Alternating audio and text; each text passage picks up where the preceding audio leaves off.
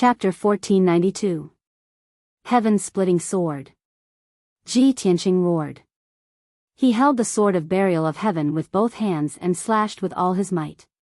A blazing white sword light that was hundreds of feet long, shrouded in dense lightning, slashed at the skinny assassin. It was only now that the skinny assassin realized that he had fallen into Ji Tianqing's trap. Ji Tianqing was creating a diversion. His real target was him. Seeing the destructive sword light slashing down, he did not hesitate to take out a talisman and cast a spell to detonate it. Boom! A ball of dazzling yellow light exploded, forming a huge mushroom cloud, enveloping his figure and blocking the sword light descending from the sky. With a deafening sound, the earthen yellow light splashed out, illuminating the entire dark prison. The sword light that was hundreds of feet long was also blocked. Its power gradually weakened and finally dissipated in the void. After the light dissipated, the skinny man's figure disappeared. He hid in the void again and silently treated his injuries. Ji Tianqing held the sword of burial of heaven and looked around with sharp eyes. At this moment, the black-clothed assassin, who was covered in wounds, suddenly rushed out of the darkness and slashed at his back with his saber. Ji Tianqing frowned. His eyes flashed with a cold light, and his body surged with killing intent. "You're courting death." He suddenly swung the sword of burial of heaven and slashed with all his strength. Cold sea. The icy blue sword light that was hundreds of feet long slashed at the black-clothed assassin and sent him flying. He spat out a mouthful of blood and smashed into the void in the distance. A huge wound appeared on the assassin's waist and abdomen. Blood kept gushing out. Ji Tianqing's figure flashed and chased after him. He swung his left fist and punched. Star-shattering fist. Bam! The black-clothed assassin did not have time to block and was hit by the huge fist. His body that was full of wounds was immediately smashed in half by the fist and was as flat as paper. His body finally could not bear the burden and was destroyed on the spot. Swoosh! A streak of azure light flew out and expanded violently. In the blink of an eye, it became a gigantic beast that was over 1,000 feet tall. This giant ice-blue beast looked like a ferocious giant ape. It had a huge head, long arms, and wide palms and legs. Its entire body was burning with icy blue flames, and its pair of scarlet eyes flashed with an ominous glint as if it wanted to devour someone. Clearly, this was the primordial spirit Dharma power of the black-robed assassin. After his body was destroyed, he didn't choose to run away. Instead, he tried his best to kill Ji Tianqing. Roar! The icy blue giant ape opened its bloody mouth and let out a furious roar.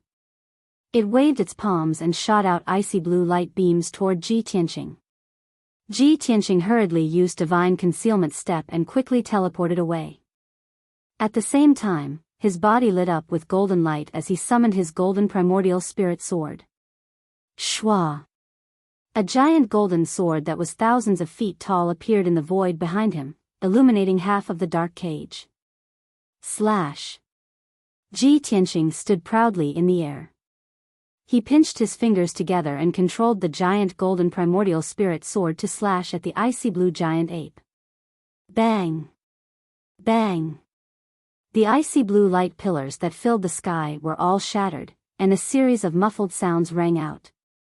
The icy blue giant ape wanted to cast another spell, but the golden primordial spirit sword had already slashed its shoulder and sent it flying.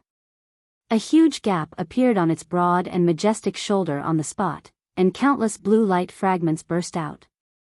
Slash again. Ji Tianqing waved his right hand, and the golden primordial spirit sword shone even brighter. It slashed at the icy blue giant ape again with even more power. The icy blue giant ape was enraged. It waved its arms desperately, and blue light covered the sky to block the attack of the golden sword. At this time, the skinny man had already treated his injuries. He took the opportunity to attack Ji Tianqing from behind. He waved his sword and shot out 19 black blades. Whoosh! Whoosh! Whoosh! Each black blade contained a cold aura of death. Not only were they extremely sharp, but they could also counter the power of the primordial spirit.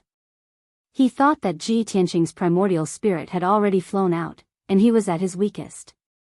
However, he didn't expect that Ji Tianqing was already prepared.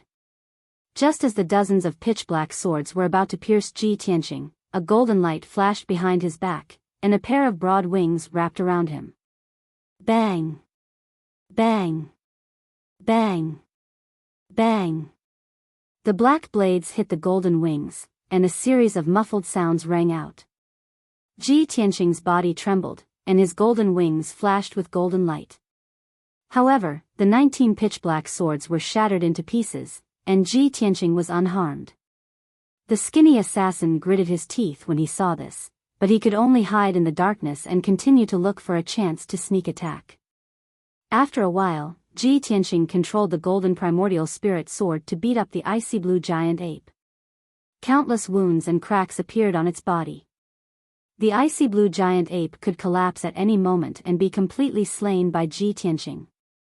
However, Ji Tianqing stood in the void, his aura constantly rising. His dermic powers were also steadily increasing. He constantly waved his hands and pinched his fingers, controlling the golden primordial spirit sword to attack the icy blue giant ape.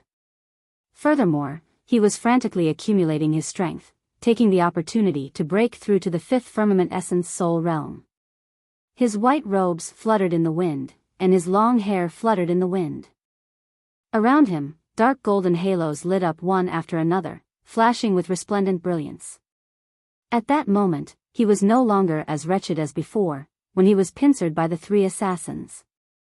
His body was tall and strong, and his aura was domineering.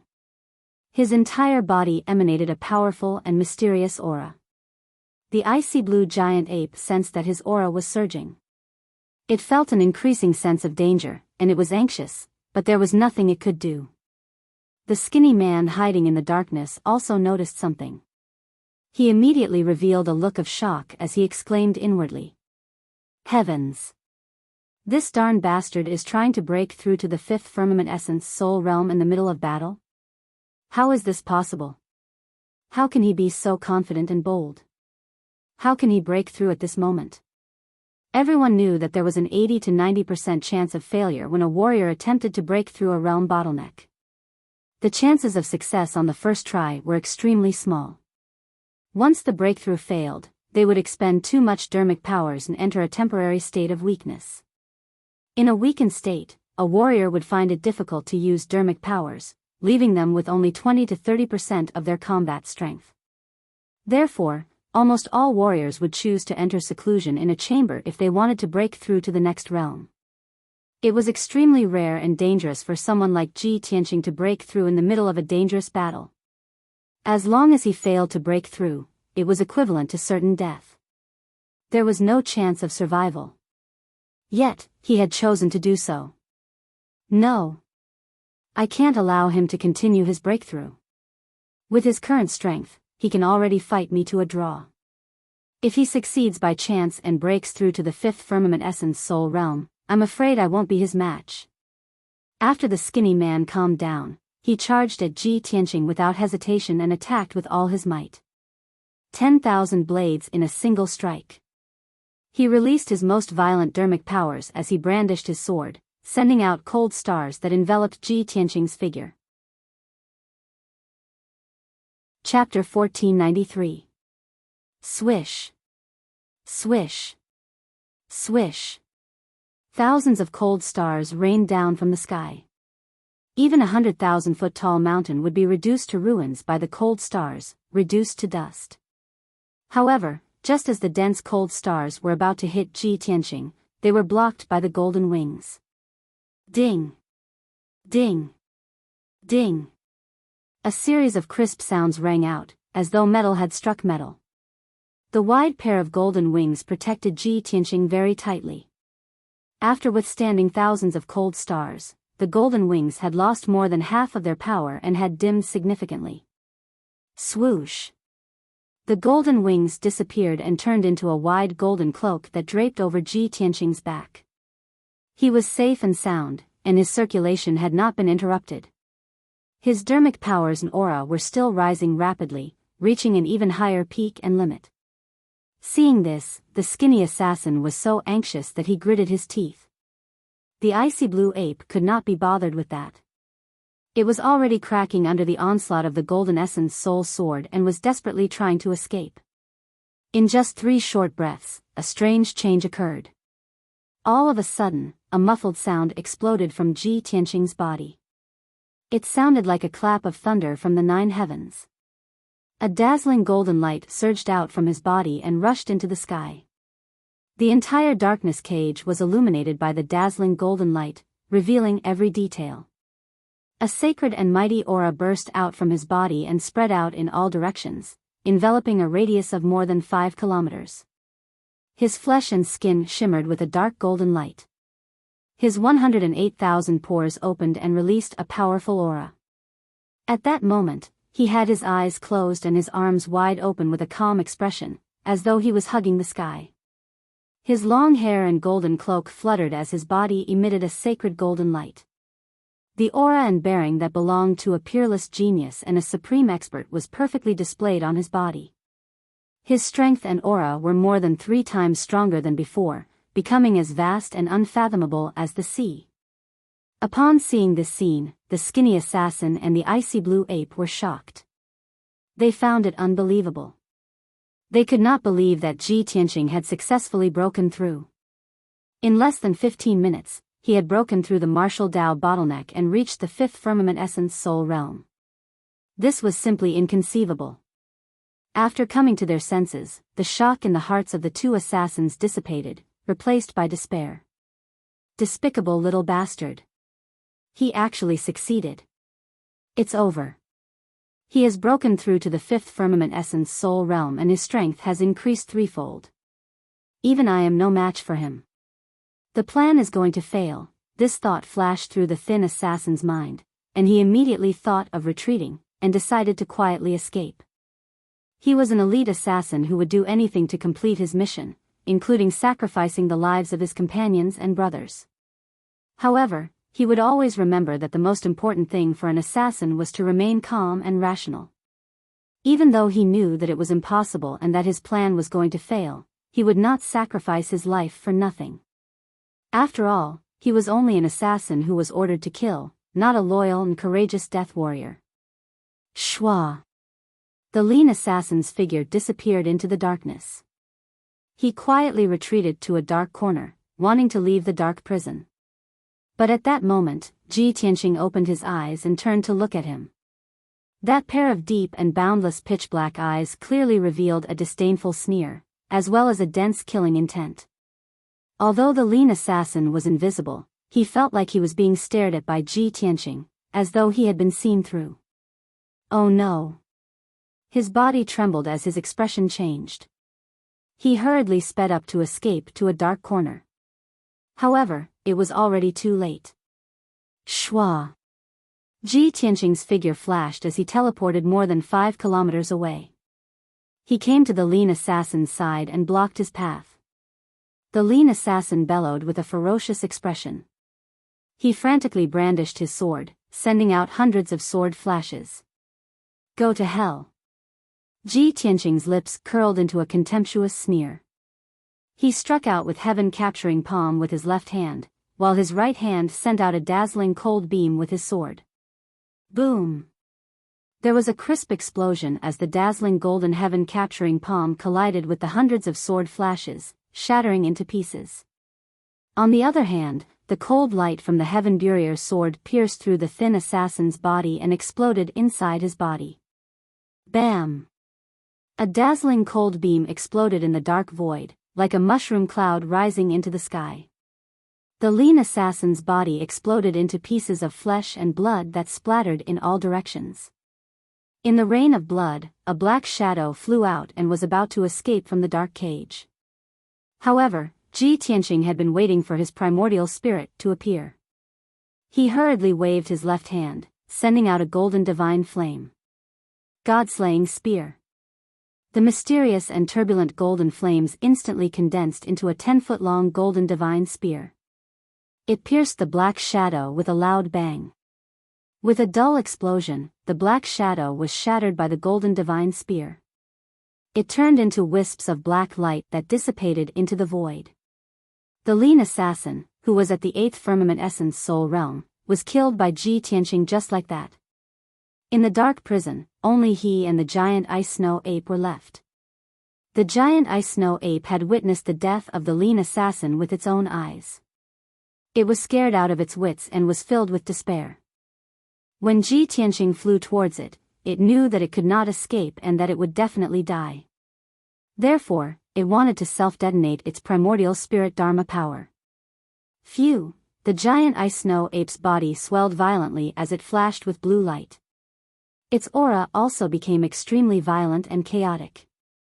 Upon seeing this, Ji Tianqing's expression changed as he frowned deeply. He did not hesitate to control the golden sword and split it into tens of thousands of sword flashes. Soul slaying. The tens of thousands of golden swords formed a huge sword net that enveloped the giant ice snow ape as it tried to kill it. The sword flashes tore through the air and filled the sky with golden flashes. The giant ice snow ape was immediately torn apart by the sword flashes, turning into tens of thousands of pieces. The giant ice snow ape's self-detonation was stopped in time, and its primordial spirit dharma power was completely destroyed. It was completely dead. The dark prison quietened down as the flashes of light and the intense storm gradually subsided. Ji Tianqing put the golden sword back into his body and held the sword of burial of heaven with both hands as he looked coldly at the edge of the darkness. He slowly raised the sword of burial of heaven as the dharma power in his body circulated wildly. His aura was also raised to its peak. He wanted to use a sword that could split the heavens and earth to break the seal of the dark prison. However, just as his aura was at its peak and he was about to swing his sword down, bam! A dull sound suddenly came from the darkness in front of him. Ji Tianqing was startled. He furrowed his brows in confusion. Then, there was another muffled bang. A big hole was blasted in the dark cage from the outside. Kacha-kacha, shattering sounds could be heard as the huge dark prison quickly disintegrated, turning into black light fragments that dissipated. With a flash of light, Ji Tianqing left the darkness and returned to the ruined house. Before he could take a good look at his surroundings, a familiar voice rang in his ears. Chapter 1494. This voice was filled with astonishment and disbelief. Ji Tianqing subconsciously frowned as he looked towards his left with a cold expression. 20 steps away, a tall and skinny figure wearing a snow-white robe entered his eyes. Without a doubt, this person was Wu Quebec. He held on to the yin-yang umbrella as he looked at Ji Tianqing in astonishment. His eyes shone brightly. Behind him stood two middle-aged men with cold expressions and powerful auras. The two of them had reached the 9th tribulation realm, but they were very respectful towards Wu Kei as if they were his bodyguards. Ji Tianqing glanced at Wu Kei as he asked coldly, "Why are you here?" Wu Kei replied without hesitation, "You were attacked, so this young master naturally had to come and take a look. I didn't expect you to still be alive. This is really surprising." Ji Tianqing stared at him with a sharp gaze as he said in a low voice, "You seem to be a little disappointed that I didn't die?" "No, no, no." Wu Kei hurriedly waved his hands as he said with a smile, "What are you saying? I can't even wait to be happy. How can I be disappointed? You can't be suspecting that this young master sent someone to assassinate you, right?" Ji Tianqing didn't say anything as he stared at him calmly. Wu Kei's expression became a little unnatural. He seemed to be a little sullen and angry as he snorted coldly, "Humph. If this young master sent someone to kill you, why would I appear personally? Wouldn't I be walking right into a trap? With your intelligence and wisdom, how could you not understand such a simple principle?" Ji Tianqing didn't reply as he cupped his hands towards him and said, "Thank you." Wu Kei was stunned as he immediately stopped trying to defend himself. A warm smile appeared on his face. "That's more like it. At least you have some eyesight." This young master didn't worry for nothing. After saying that, he flew towards the ruins beside Ji Tianqing as he searched around with his sharp eyes. The entire residence had been reduced to rubble and dust. Even the surrounding buildings within 1,000 feet had been destroyed by the shockwave, turning into ruins. Yin Wuke rummaged through the ruins for a while, and he soon found the assassin's corpse, armor fragments, and a few broken pieces of metal. He picked up the broken pieces and carefully observed them for a while before returning to Ji Tianqing's side with a solemn expression. "Young Master Ji, you're in big trouble now." Ji Tianqing raised his eyebrows and looked at him calmly. "What do you mean?" Yin Wuke glanced around and saw that there were many black shadows around. It was obvious that many spies had sensed the abnormality and were secretly observing them. Therefore, he used telepathy to explain to Ji Tianqing, "The person who tried to assassinate you should be an assassin from the Hidden Killer Pavilion." "Secret Killer Pavilion?" Ji Tianqing looked puzzled as he asked in a low voice, "I've never heard of this force." "They have no grudges with the Hidden Assassin Pavilion." "Could this be an assassin organization?" "That's right." Yin Wuke nodded and said, "They are the strongest assassin organization in our country. They have many strong cultivators, and 1,000 years ago, they even tried to assassinate a martial saint." Hearing his explanation, Ji Tianqing's expression darkened. He said in a cold voice, "It seems like someone secretly paid a huge sum of money to hire an assassin from the Hidden Killer Pavilion to assassinate me." "That's right."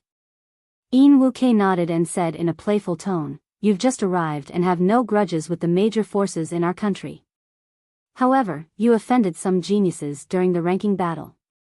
You must have stolen someone's honor and ruined his future, which is why you're in trouble now."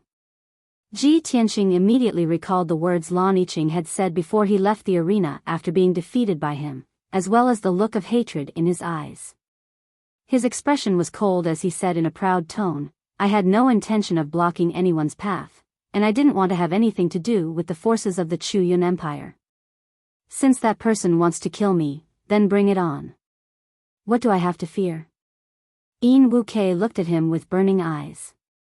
He sighed and said, "Young Master Ji, I can't help but admire you. You're really confident and domineering.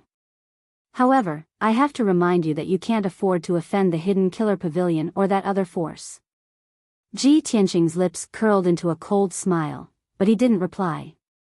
Yin Wuke saw that he didn't take it to heart, so he hurriedly advised, "Young Master Ji, you really can't underestimate the Hidden Killer Pavilion and the Lan family. They are the top forces in our country. Although you escaped a calamity tonight and even killed 2 assassins, you were just lucky. You live in the Imperial City and are being watched by the various forces. The Hidden Killer Pavilion sent an Essence Soul Realm assassin to assassinate you in order to hide their actions. After all, once a 9th Tribulation Realm expert approaches this area, his aura will be detected and the Imperial family will be alerted. Only an Essence Soul Realm assassin won't be noticed and will be more convenient to assassinate you.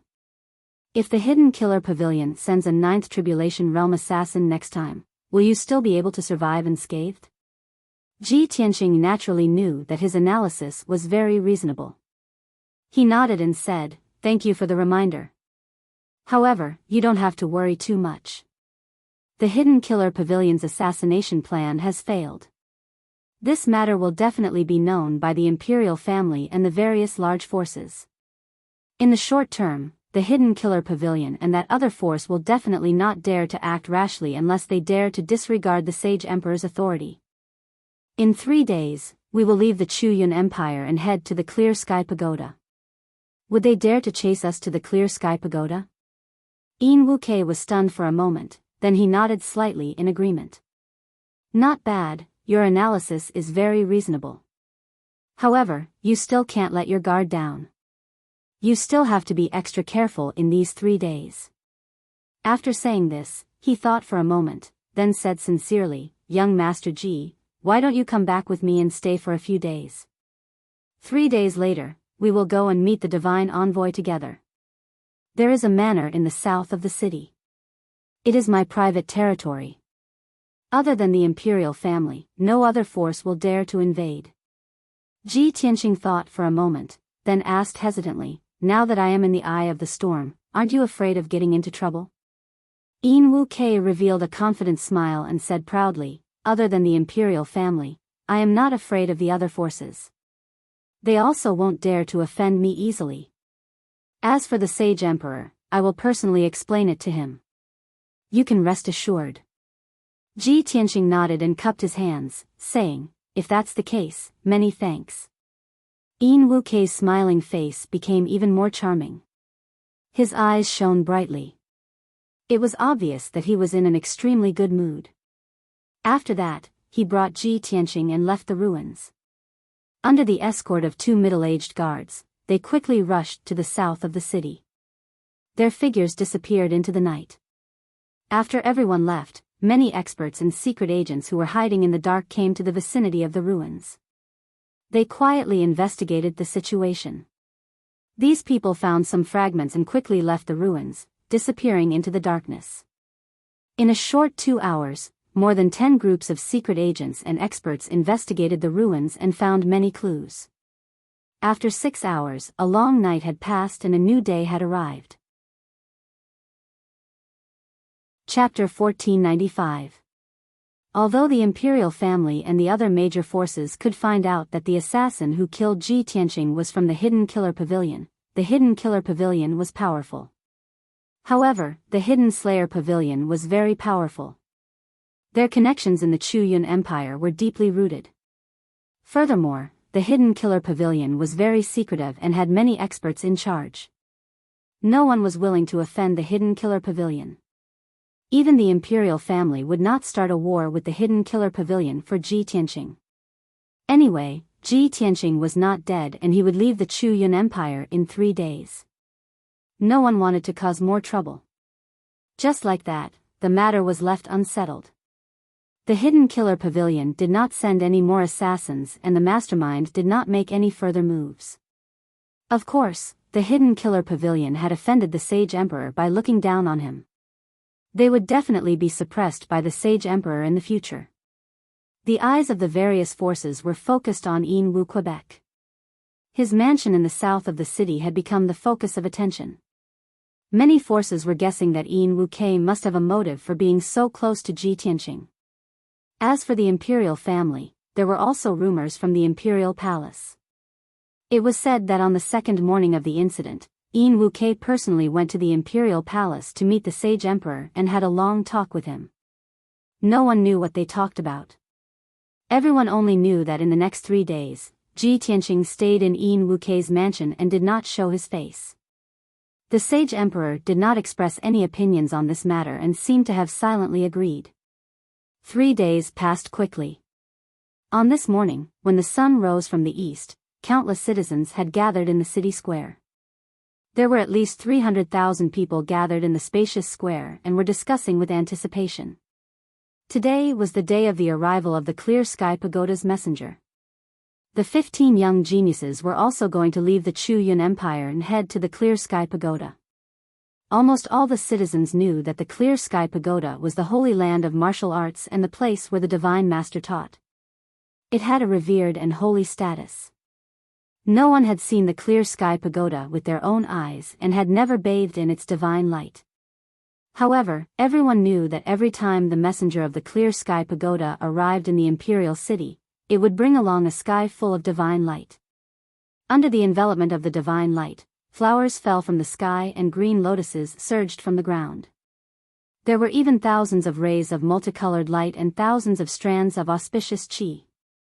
Any martial artist who had been baptized by the divine light would have a cleansing effect. Their martial aptitude would be even more outstanding, and their comprehension talent would also increase accordingly. All in all, this was a miracle that only happened once every 20 years. It would bring great benefits to the people. Therefore, every time the divine envoys arrived at the imperial city, it would cause a huge commotion. As time passed, the morning sun gradually rose into the sky. More and more citizens rushed over from all directions and gathered around the square.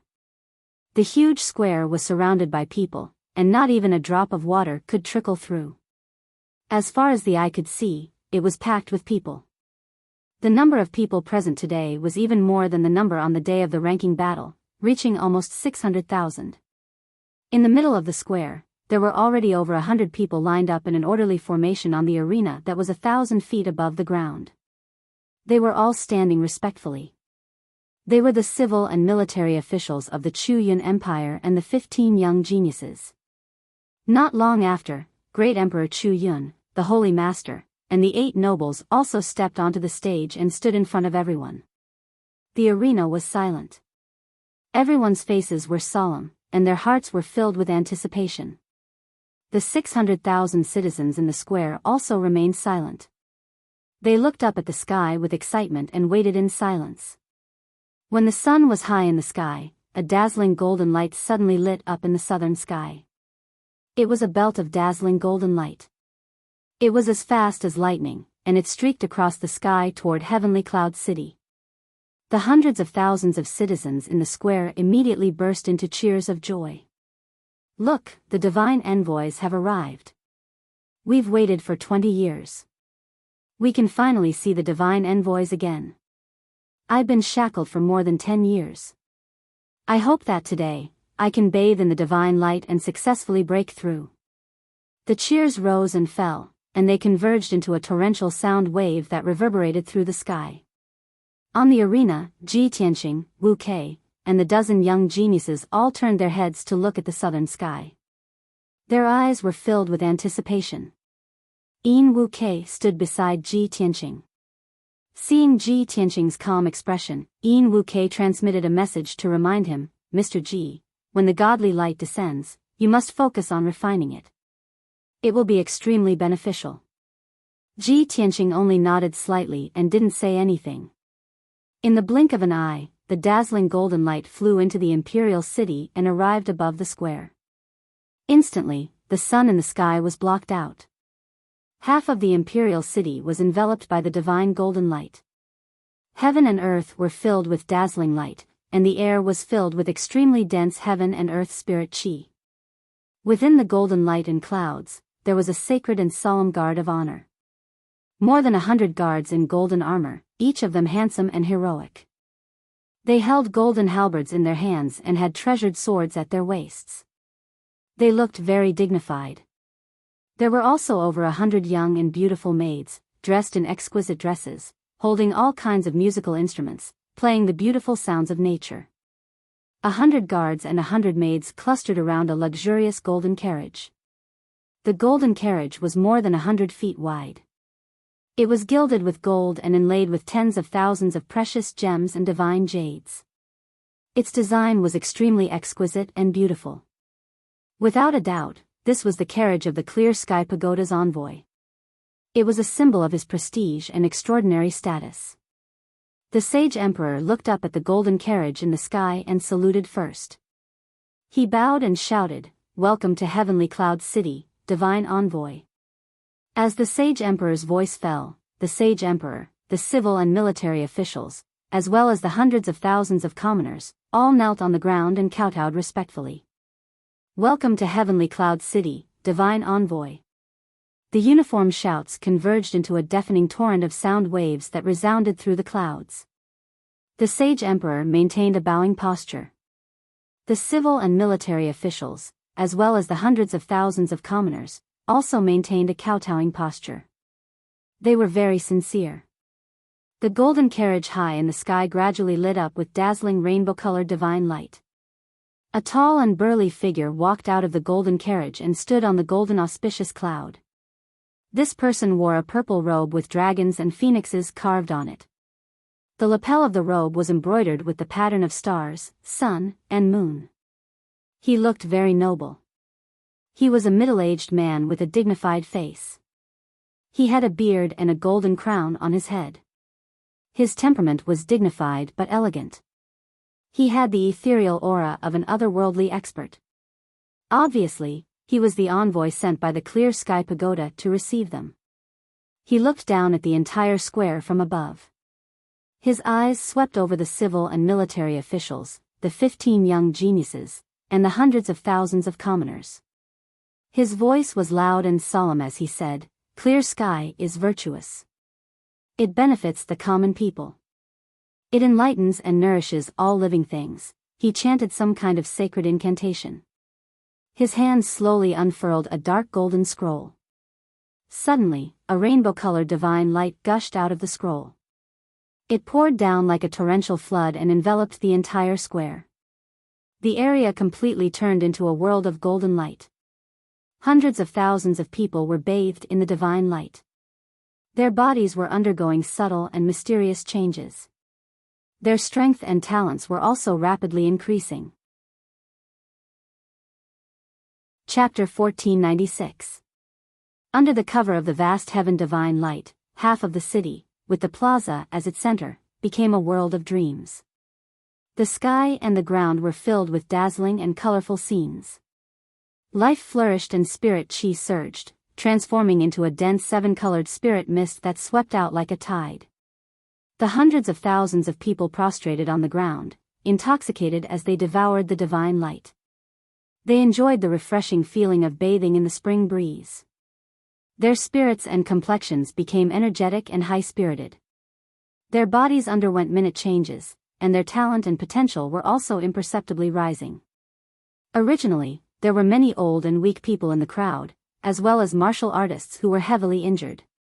Under the baptism of the divine light, those white-haired and elderly people quickly regained their spirits, and their weak vitality became much stronger. The injured and sick people also rapidly recovered from their injuries, and their illnesses quickly disappeared. Everyone had benefited greatly, and their hearts were filled with respect and gratitude for the vast heaven divine Lord, and they supported him immensely.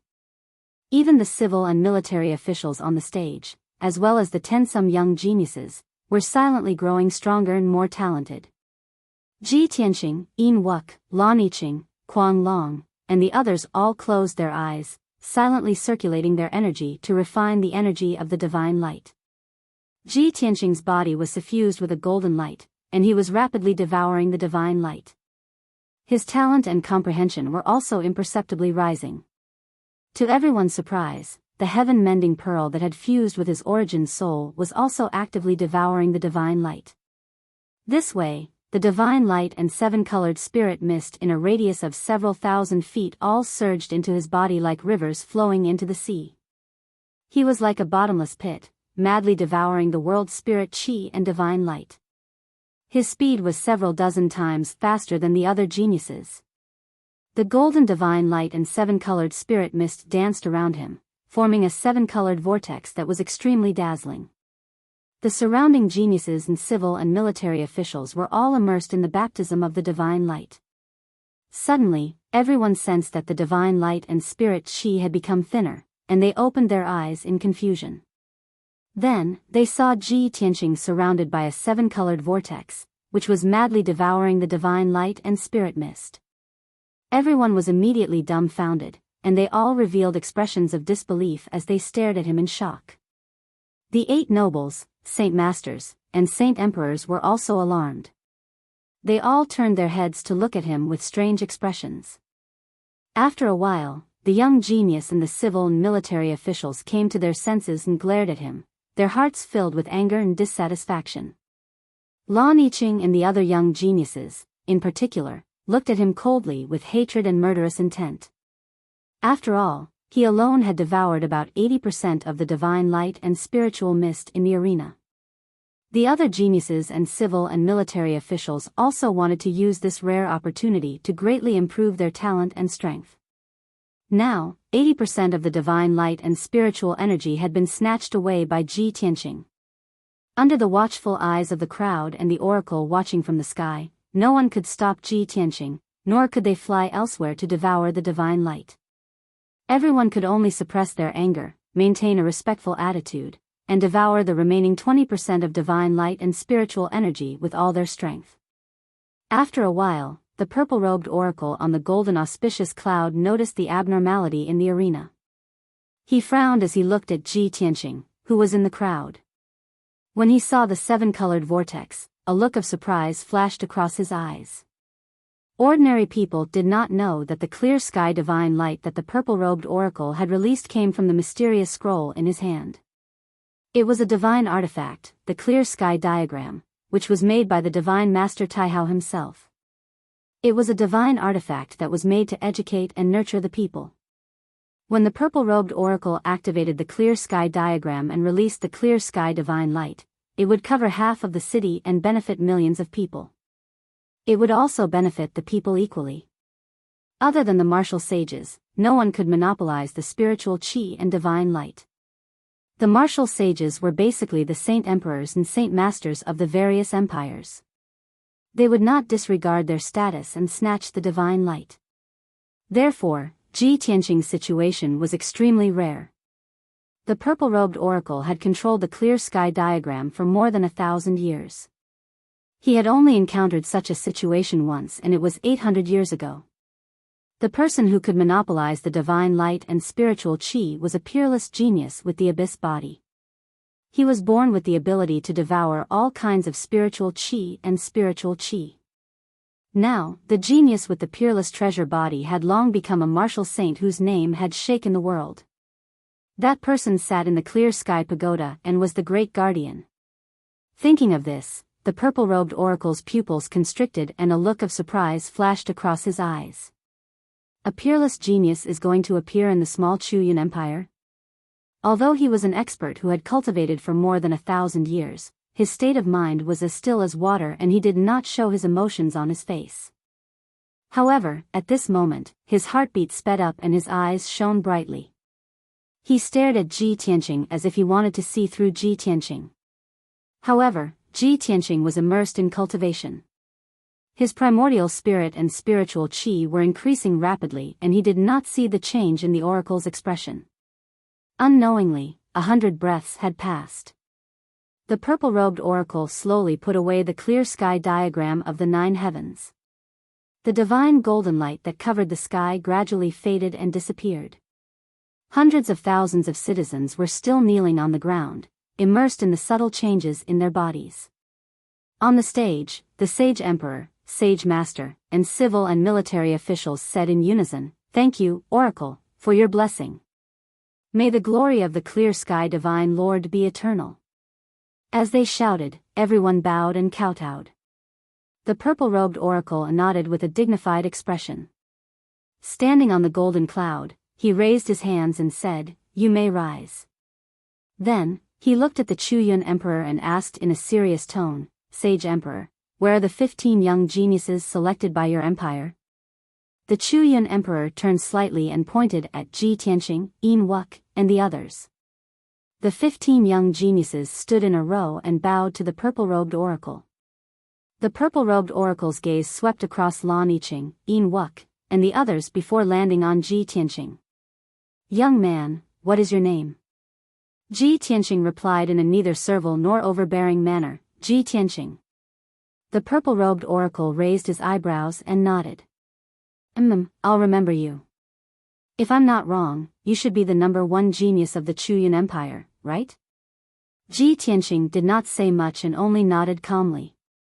The purple-robed oracle revealed a benevolent smile and said, "As expected." Seeing this scene, the civil and military officials were all shocked. They felt that it was unbelievable. The esteemed oracle actually ignored the other geniuses and spoke to Ji Tianqing with a benevolent attitude. What did this mean? Even an idiot would know. The dozen young geniuses instantly clenched their fists and secretly looked at Ji Tianqing with envy and jealousy. Chapter 1497. It was a great honor to be noticed by the god's messenger in front of so many people. Moreover, the god's messenger had spoken to Ji Tianqing in a friendly manner. Everyone understood that this was the god emissary's appreciation for Ji Tianqing. The hundreds of thousands of citizens were shocked. The officials were envious.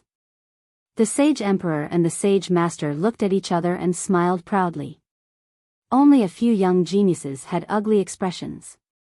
Their hearts were filled with hatred and jealousy. Lan Yiqing's aura became colder. She stared at Ji Tianqing with a gaze as sharp as a knife. She thought to herself, "Damn it. Even the god's messenger favored him and thought highly of him. And all of this originally belonged to me. Ji Tianqing. One day, I will kill you with my own hands. I will trample all your glory and pride under my feet and trample on them wantonly." Wuk Yin, who was standing beside Ji Tianqing, also looked at him with a complicated expression. His eyes were as bright as gems. This young master's eyes have never been wrong. From the first time I saw him, I knew that he was extraordinary. As expected, he is so dazzling no matter where he is. Not only does the sage emperor think highly of him, but even the god's messenger is impressed. It's a pity that he is too cold and arrogant. Otherwise, I would have tricked him back to the Flower Moon Palace. It was not only Lan Yiqing and Yin Wuk. Everyone in the arena had their own thoughts. Not long after, the god's messenger and Emperor Chuyun finished talking. The god's messenger cupped his hands at Emperor Chuyun and said solemnly, "Sage Emperor, I am here to welcome the geniuses of your country. Time is of the essence, so I will not stay any longer." With that, he waved his sleeves and shot out a dazzling flame. It poured down from the sky and extended to the arena. The dark red flame immediately formed a staircase that connected the arena to the golden clouds. "Heroes, come on up." The god's messenger's voice came from the sky. Ji Tianqing took the lead and walked towards the fiery red staircase. He followed the staircase and walked towards the golden auspicious clouds in the sky. Lan Yiqing, Yin Wuk, and the rest followed closely behind him and stepped onto the staircase. After a while, everyone stepped onto the golden clouds and entered the golden chariot. The golden chariot looked very luxurious.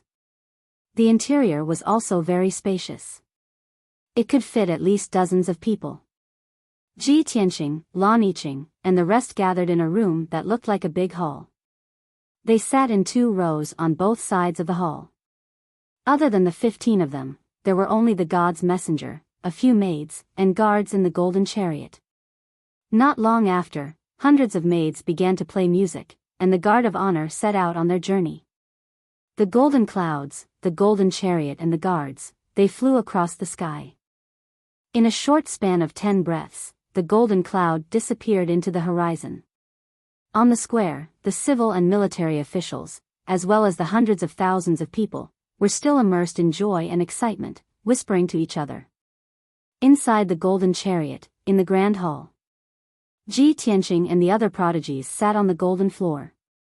Some cultivated silently, while others rested with their eyes closed. Everyone knew that the journey from Heavenly Cloud City to the Clear Sky Pagoda was very long. During this time, no one was allowed to move around. They could only stay in the hall. The god's messenger didn't show himself either. He stayed in his personal room. No one knew what he was doing. Ji Tianqing closed his eyes and thought to himself, "I've finally left the Chu Yun Empire. Emperor Chu Yun, the hidden killer pavilion, and the Lan family won't be able to do anything to me. After all, no one dares to attack the god's messenger's guards. Once I reach the Clear Sky Pagoda, I have to find Yao Yao as soon as possible." He remembered that Yun Yao had only fused with 2 Neptunian divine pearls. She only had a few years left. He had to find Yun Yao as soon as possible and help Yun Yao find more Neptunian divine pearls. Only then could he extend her life. At that moment, a voice transmission rang out in his head. "Young Master Ji, it looks like the enmity between you and Lan Yiqing can't be resolved. She clearly hates you to the core. She won't stop until you die. Especially after the god's messenger asked for your name." Lan Yiqing almost exploded in anger. She kept staring at you as if she wanted to eat you alive. The person who transmitted the voice was Flawless Yin, who was sitting beside him. Ji Tianqing opened his eyes instinctively and met Lan Yiqing's cold and sharp eyes. Lan Yiqing was sitting across from him, only 10 steps away. Her cold eyes were as sharp as swords and filled with hatred. Ji Tianqing glanced at her expressionlessly and indifferently, then closed his eyes and continued to rest. In Lan Yiqing's eyes, his reaction showed that he was looking down on her and didn't care about her at all. Her face grew colder and colder. Her entire body radiated with cold air, turning the entire hall into an icy cavern. Unparalleled shame and anger almost exploded out of him. However, she quickly regained her senses. She tried her best to suppress the killing intent in her heart and slowly retracted her extreme cold air. This slight change couldn't escape the senses of the young geniuses. Everyone secretly observed Lan Yiqing and Ji Tianqing. They all laughed coldly in their hearts and took pleasure in their misfortune. Flawless Yin transmitted his voice again. Although you've left the Chu Yun Empire and are about to go to the Clear Sky Pagoda, you don't have to worry about the hidden killer pavilion and the Lan family's assassination attempts. However, Lan Yiqing will definitely do everything in her power to kill you. Ji Tianqing was still as calm as ever as he transmitted his voice to him. So what? She's just a loser. I don't care about her anymore. If she dares to try to assassinate me again, I will definitely take her life. Again? Flawless Yin was startled. He explained in a low voice, "Young Master Ji, to be honest, the Lan family must have ordered the assassins from the hidden killer pavilion to assassinate you. I think this has nothing to do with Lan Yiqing. She has a proud personality and doesn't care about such things. Even if she wanted to kill you, she would do it herself. She wouldn't use the hands of assassins." Ji Tianqing was silent for a while. Then, he asked, "Isn't the result the same? If I die, she will have achieved her goal." "No, you don't understand." Flawless Yin explained again, "Lan Yiqing is a very stubborn person. She is also a crazy person who can't be reasoned with. If not for that, she wouldn't have been able to endure 20 years of cruel cultivation and torture to reach her current strength. You have to understand that if a woman is ruthless, there is nothing a man can do." Ji Tianqing thought that since he had nothing to do, he started to chat with him. "You seem to know Lan Yiqing very well?" "Of course." Flawless Yin said without hesitation, "She was born in the Eternal Night Glacier. She is the apple of the Eternal Night Martial Monarch's eye. She is the most outstanding descendant of the Lan family. I am the young master of the Flower Moon Palace. The Flower Moon Palace and the Eternal Night Glacier have been enemies for a long time. I am also Lan Yiqing's enemy. For the past 10 years, my goal has been to surpass her and become the #1 genius of the Chu Yun Empire." Chapter 1498. Ji Tianqing was puzzled and asked subconsciously, "Why should I give up?" Yin Wukei's tone was playful and helpless. He smiled and said, "Lan Yiqing has already become the #2 genius, and you, the #1 genius, are too monstrous." Obviously, he knew that his talent was not as good as Ji Tianqing's and that he had no hope of becoming the #1 genius, so he gave up. Ji Tianqing said calmly, "You are smart." Yin Wukei rolled his eyes at him. "You are really annoying sometimes.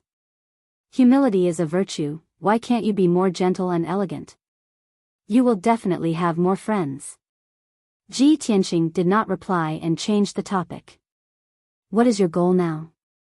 Yin Wukei replied without hesitation, "To become friends with you and help you change your arrogance, coldness, and other flaws." "Sorry, I don't know you." Ji Tianqing replied calmly. Yin Wukei was so angry that he rolled his eyes. His eyebrows twitched and his thin lips trembled.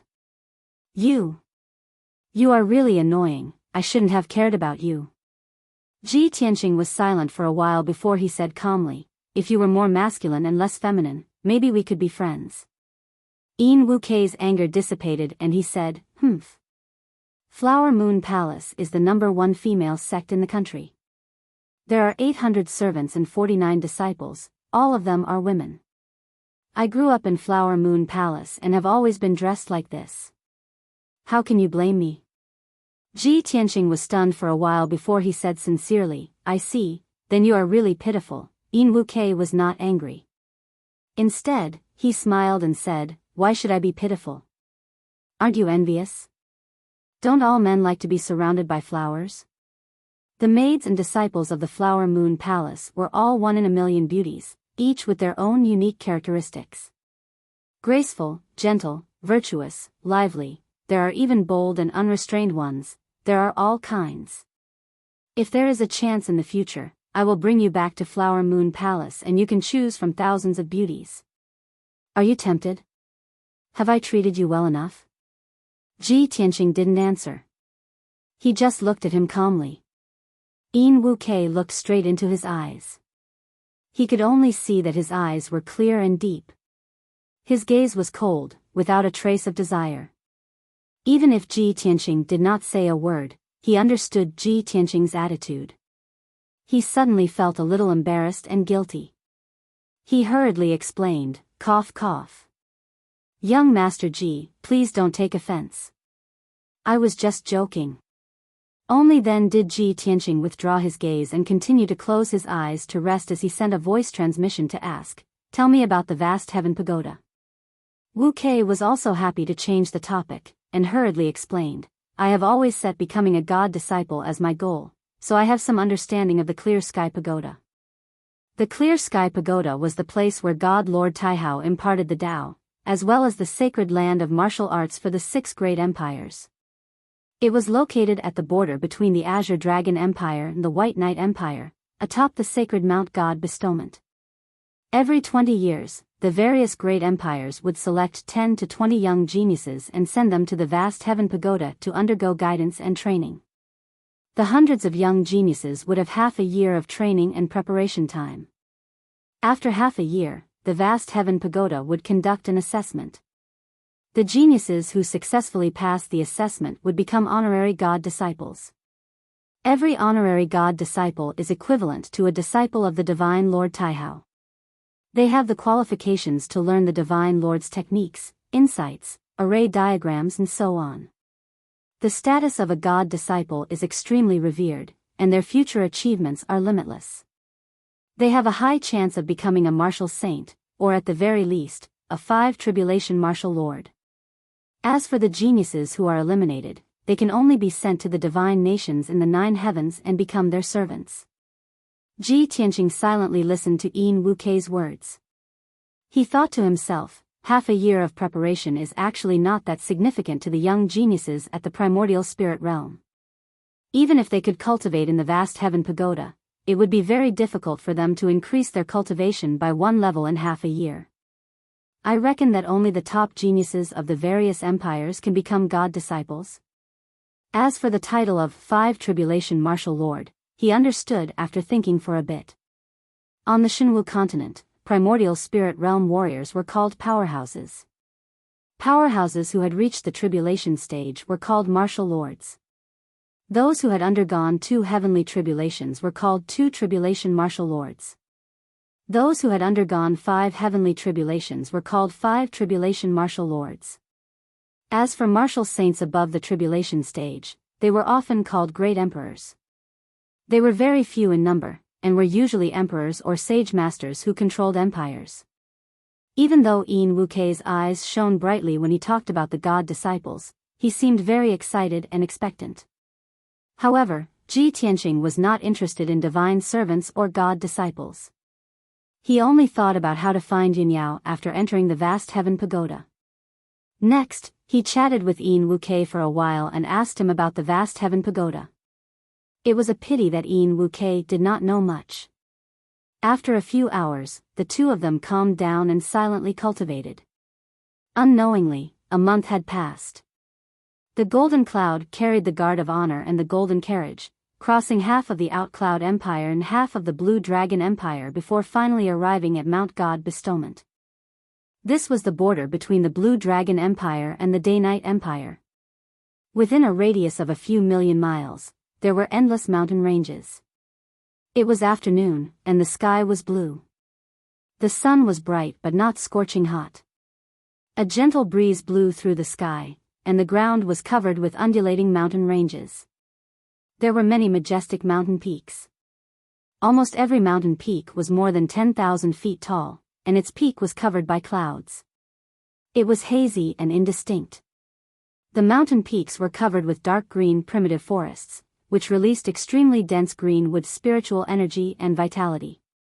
At the foot of the mountains, there were a few large rivers that looked like jade belts. They meandered and flowed, and the surface of the rivers sparkled with golden light. In front of the golden cloud, about a few hundred miles away, there was an enormous black mountain that was 40,000 feet tall. It was the most majestic and precipitous mountain within a radius of a few million miles. It occupied a radius of 1,000 miles, and it was like a pillar that supported the heavens and the earth. This mountain peak was where the vast heaven pagoda was located, the legendary Mount God Bestowment. The Mount God Bestowment was extremely steep, and its surroundings were almost perfectly straight, as if it had been cut by the sword of a deity. On the entire mountain, there was almost no dark green forest or vegetation. Ancient brown rocks were exposed, and they were covered with traces of the vicissitudes of life. Halfway up the mountain, they were covered by a vast expanse of white clouds. The peak of the 40,000 feet tall Mount God Bestowment was a flat land with a radius of 100 miles. It was like a place where deities preached, and also like an altar used to cast spells. The area of this place was comparable to a majestic city, and it could accommodate millions of people. However, there was no majestic city at the peak of the mountain. There were only dozens of magnificent palaces, and they were clustered around a golden divine pagoda that reached the clouds. Chapter 1499. The sacred and majestic vast heaven pagoda seemed to connect heaven and earth. The heaven and earth spiritual energy within a radius of several million miles all converged over invisibly, pouring into the vast heaven pagoda. The Bodhidharma was surrounded by a vast white sea of clouds, while the surroundings of the vast heaven pagoda were thick seven-colored spirit fog. Still separated by 100 miles, Ji Tianqing and the rest could see that there were flocks of snow-white immortal cranes flying in the sky above the Bodhidharma. There was even a series of low beast roars and dragon roars that came over. Ji Tianqing could determine based on the sounds that there were definitely many spirit beasts, even divine beasts, reared inside the Bodhidharma. Before long, the golden auspicious cloud flew above the Bodhidharma and landed on a spacious plaza. The plaza, with a radius of 10,000 feet, the ground was paved with grayish-white boulders, engraved with many mysterious and profound patterns. This kind of boulder material was incomparably hard. Furthermore, it had the effects of gathering spirit, setting up formations, and so on. The north, south, east, west, 4 directions of the plaza towered 4 enormous black stone tablets. On them were rows of large golden characters that lit up, writing all sorts of information. 6 dark golden palaces towered around the plaza. Each palace had 3 floors, reaching several tens of meters tall, the aura majestic and dignified. The golden auspicious cloud dispersed. The purple-robed divine envoy and the 15 young geniuses walked out of the golden carriage in succession. The maidservants and guards clustered around the golden carriage, swiftly leaving the plaza. There were only 16 people left in the plaza. The 15 young geniuses stood in a row, silently sizing up the surrounding scene. The purple-robed divine envoy stood in front of everyone and said with a dignified expression, "Everyone, welcome to Lord Divine Master's Bodhidharma, the vast heaven pagoda. Let me introduce myself. This envoy is surnamed Lin, named Dowie. I'm one of the vast heaven pagoda's 6 great divine envoys, in charge of liaising with the Outcloud Empire's matters. In the future, when everyone cultivates here, you can consult this envoy if you have any questions." Ji Tianqing and the dozen over young geniuses cupped their hands and bowed to Lin Dowie one after another.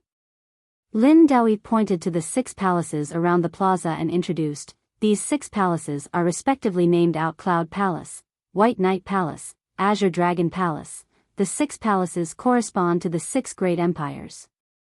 That Outcloud Palace will be your residence for the next half a year.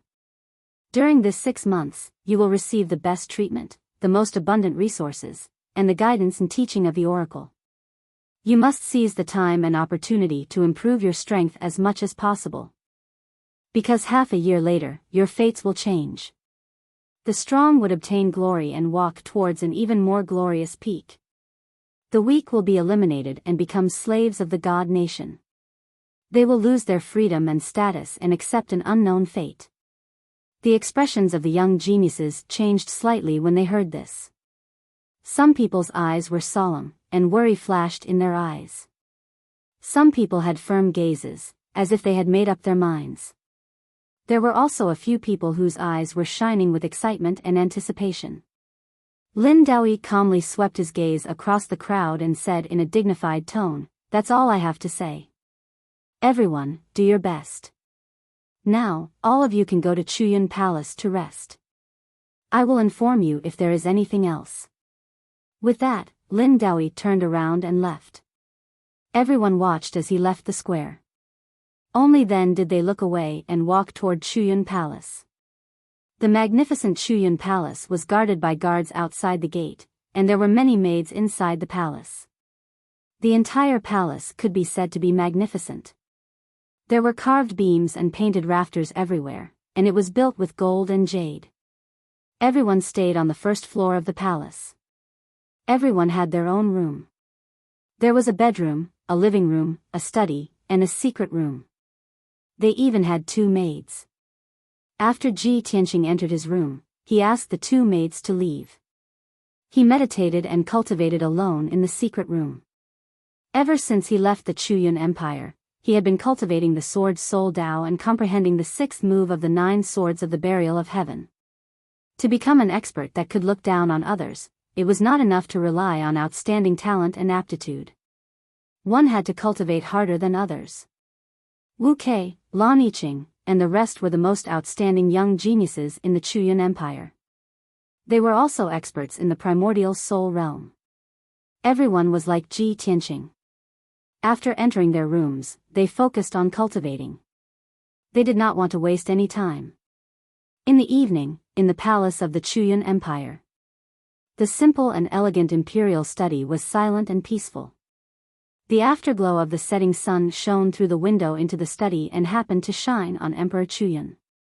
He leaned against the luxurious throne and closed his eyes to rest. At this moment, the door of the study opened. Following a series of light footsteps, a white-robed sage master walked into the study with a golden book and a black brush. He came before Emperor Chuyun and bowed. Reporting to the sage emperor, "I'm here to report." Emperor Chuyun opened his eyes and asked unhurriedly, "Have you done what I asked you to do?" The sage master nodded and said in a serious tone, "I've already made the arrangements. In 3 days at most, the news will spread to the various countries. The royal families and top forces will know about it." Emperor Chuyun nodded slightly and revealed a satisfied smile. "That's good. Let's wait and see." The sage master hesitated for a moment before saying, "Sage Emperor, I still have something that I don't understand. Please enlighten me." Emperor Chuyun raised an eyebrow and said in a dignified tone, "Speak." The sage master's tone was solemn as he said, "A month ago, when Ji Tianqing used that mysterious black sword on the arena, you already noticed some clues. Later, you personally went out of the palace to see him. After seeing that sword, you were able to confirm that it was the legendary sword of the Burial of Heaven. The Burial of Heaven was Kenshin's personal sword, and it was the #1 divine sword in the entire Shenwu continent. Ever since Kenshin had fallen, the Burial of Heaven had mysteriously disappeared. Countless powerhouses and organizations had searched for it for thousands of years, but to no avail. For a long time, there had been a legend circulating throughout the Shenwu continent. Whoever obtained the Burial of Heaven would be able to find Kenshin's tomb. That divine sword was the key to opening Kenshin's tomb. Kenshin's tomb not only contained Kenshin's relics, but also Kenshin's lifetime of absolute arts and divine inheritance. If one could inherit Kenshin's absolute arts and divine path, they could become the second Kenshin. When he mentioned the legend of Kenshin and the Burial of Heaven, the sage master's expression became solemn. His tone was filled with excitement and reverence, and his deep eyes flickered with a bright light. It was obvious that he revered Kenshin and the Burial of Heaven greatly. 1,000 years have passed, and the Burial of Heaven has finally reappeared in this world, but it has fallen into the hands of a nameless brat. What a waste of such a treasure. Sage Emperor, why didn't you kill Ji Tianqing and take away his Burial of Heaven? Instead, you allowed him to obtain first place and smoothly enter the Clear Sky Pagoda? Although he made up a story and hinted that he was related to the Clear Sky Pagoda, those words could not deceive us. He was just a commoner with no background. If you wanted to kill him, it would be as easy as flipping your hand, and there wouldn't be any trouble. The number one divine sword that had shaken the entire continent had actually fallen into the hands of a nameless brat, which made the sage master very angry. Chapter 1500. The sage master's status was transcendent, and he always had a sage-like demeanor. At this moment, he was truly enraged, and his emotions were quite agitated. One could imagine how much of a psychological impact the news of the burial of heaven and the secrets of Kenshin's tomb had on him. Emperor Chu Yun waved his hand at him, indicating for him to calm down. Then, the emperor revealed a meaningful sneer and slowly explained, "That's right. It's precisely because Ji Tianqing possesses the burial of heaven that I indulged his arrogance and personally went to see him. I even allowed him to head to the Clear Sky Pagoda. The burial of heaven is not only a peerless divine weapon, but also the key to Kenshin's tomb. It's truly the world's number one divine weapon. I'm not the only one who wants it, all the emperors of the various empires and the top powers of each country covet it. Even the three divine masters want to obtain the burial of heaven and uncover the secrets of Kenshin's tomb. After all, Kenshin is the number one genius since ancient times, and his martial arts talent is unprecedented. All the powerhouses in the world, including the three divine masters, worship and respect him greatly. Most importantly, Kenshin is the only one who has ascended in the past 30,000 years. He's the only one who has the method to ascend." After hearing Emperor Chu Yun's words, the sage master nodded in agreement and said with some excitement, "That's right. Ever since the end of the Great War of the Gods, this world has been sealed by the gods. The continents are not connected to each other, and even martial gods are unable to ascend. The world is shrouded in invisible shackles. Only Kenshin from 1,000 years ago managed to break through the shackles and ascend to the higher realms. He then became the God King who ruled the heavens. He's the pride of our Shenwu continent, and he's also the person who brought hope to the entire continent. If we obtain the burial of heaven, we can find Kenshin's tomb and obtain Kenshin's inheritance, as well as the method to ascend to the higher realms. Saint Emperor, you know better than this old man how important the sword of burial of heaven is. Why did you let Ji Tianqing leave with the divine sword?" The smile on great Emperor Chu Yun's face became more and more playful as he said in a low voice, "That's right. I've always dreamed of obtaining the sword of burial of heaven. But now was definitely not the time." The ranking battle of the god disciples that day had caused a sensation in the entire imperial city. Ji Tianqing had become famous after the battle and was now being targeted by various superpowers. It's easy for me to kill him and seize the sword of burial of heaven, but who can guarantee that the news won't leak out? If someone were to recognize the sword of burial of heaven, wouldn't everyone know that the sword of burial of heaven was in his possession? Moreover, once I obtain the sword of burial of heaven and open Kenshin's tomb, there will definitely be a heavenly anomaly. At that time, the 6 great empires would be in an uproar, and this matter would spread throughout the world. The empires and countless experts would crazily fight for the sword of burial of heaven and find Kenshin's tomb at all costs. The Chuyun Empire and I would be in an extremely dangerous situation. Hearing this, the sage sovereign had already guessed his thoughts. He nodded silently and said, "That's right. The sword of burial of heaven contains Kenshin's inheritance and the secret of ascension. It's enough to make everyone go crazy." Great Emperor Chu Yun's expression became more and more solemn as he said in a low voice, "For hundreds of years, the 6 great empires have been fighting both openly and secretly, trying to annex and eliminate each other. Our Chuyun Empire's strength is only ranked 5th among the 6 great empires. Our foundation is very weak. Once the other 5 great empires know that the sword of burial of heaven is in my possession, they will definitely do everything they can to fight for it and seize it. At that time, how can we resist the 5 great empires who are like wolves and tigers? I'm afraid that we won't be able to protect the sword of burial of heaven at all. Even the entire Chuyun Empire will be destroyed in the flames of war. Therefore, we must not be hasty." The sage sovereign finally understood and nodded. "I see. The sage sovereign is indeed far-sighted. This old man understands now. Although the sword of burial of heaven is a peerless divine weapon and contains enormous secrets, it's also a hot potato, a fatal poisonous blade.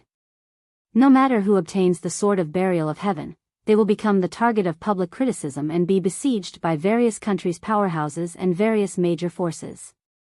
The sage sovereign allowing Ji Tianqing to go to the vast heaven pagoda is to divert the disaster away, so as to not implicate our Chu Yun Empire. You also made this old man release the news of the Sword of Burial of Heaven, wanting the 5 great empires to make a move to snatch it one after another and fight each other for the Sword of Burial of Heaven. At that time, you can reap the benefits and truly obtain the Sword of Burial of Heaven. Only after the sage sovereign finished speaking did Great Emperor Chu Yun nod his head slightly, revealing a hint of a sinister sneer. That's right. A wise person must plan well before taking action, and also have to be farsighted and predict the future. A month has passed. Presently, Ji Tianqing should have arrived at the vast heaven pagoda. The news of the Sword of Burial of Heaven has also been released. This emperor believes that after the 5 great empires receive the news, they will quickly rush to the vast heaven pagoda and try to snatch the Sword of Burial of Heaven. However, no matter who obtains the Sword of Burial of Heaven in the end, they will be besieged from all sides, and even bring about the destruction of their countries.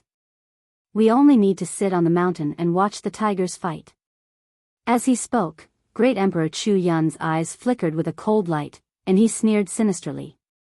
When the 5 great empires are fighting each other to the death in order to snatch the Sword of Burial of Heaven, it will be the best time for this emperor to make a move. At that time, not only will this emperor obtain the Sword of Burial of Heaven, but I will also unify the 6 great empires and become the number 1 great emperor under the Divine Master. The sage sovereign is wise. With such a grand strategy, you will definitely achieve your wish. The sage sovereign hurriedly bowed and flattered sincerely. However, after he finished speaking, he frowned and thought for a while. He still asked worriedly, Sage Sovereign, could that brat Ji Tianqing have already found Kenshin's tomb? If he didn't obtain Kenshin's inheritance, how could he be so monstrous? Great Emperor Chu Yun shook his head and said confidently, Kenshin is the number 1 god since ancient times. How could his tomb be found by an ordinary person? With that brat Ji Tianqing's strength and knowledge, it's impossible for him to find Kenshin's tomb. Moreover, he actually took out the Sword of Burial of Heaven in front of hundreds of thousands of people in the arena. This means that he doesn't know the secret of the Sword of Burial of Heaven and Kenshin's tomb. This damned fool doesn't understand what the Sword of Burial of Heaven means at all. Such an ignorant person actually obtained the Sword of Burial of Heaven. The heavens are truly blind. The sage sovereign was also filled with indignation. He nodded in agreement and said, That's right. How glorious was Kenshin when he was alive. Not only was he worshipped by hundreds of millions of martial artists, but he also suppressed 3 martial gods with 1 sword. He was truly unparalleled and heroic. I didn't expect that today, 1,000 years later, Kenshin's sword would actually fall into the hands of a foolish brat. It's truly a pity that a bright pearl is covered in dust. The corner of Great Emperor Chu Yun's mouth twitched, and he revealed a confident and domineering sneer. He said in a low and forceful voice, The Sword of Burial of Heaven will belong to me one day. The territories and people of the other 5 empires will also submit to me. The sage sovereign looked at him with a determined gaze and said solemnly, I will do my best to assist the sage sovereign and unify the 6 empires. Chapter 1501. The peak of Mount God Bestowment was as peaceful as ever. The clear sky pagoda gathered the spiritual energy of heaven and earth from millions of miles away, making the peak as beautiful as a fairyland. In a short 5 days, the young geniuses from the various empires arrived one after another under the guidance of the divine envoys and stayed in the various palaces.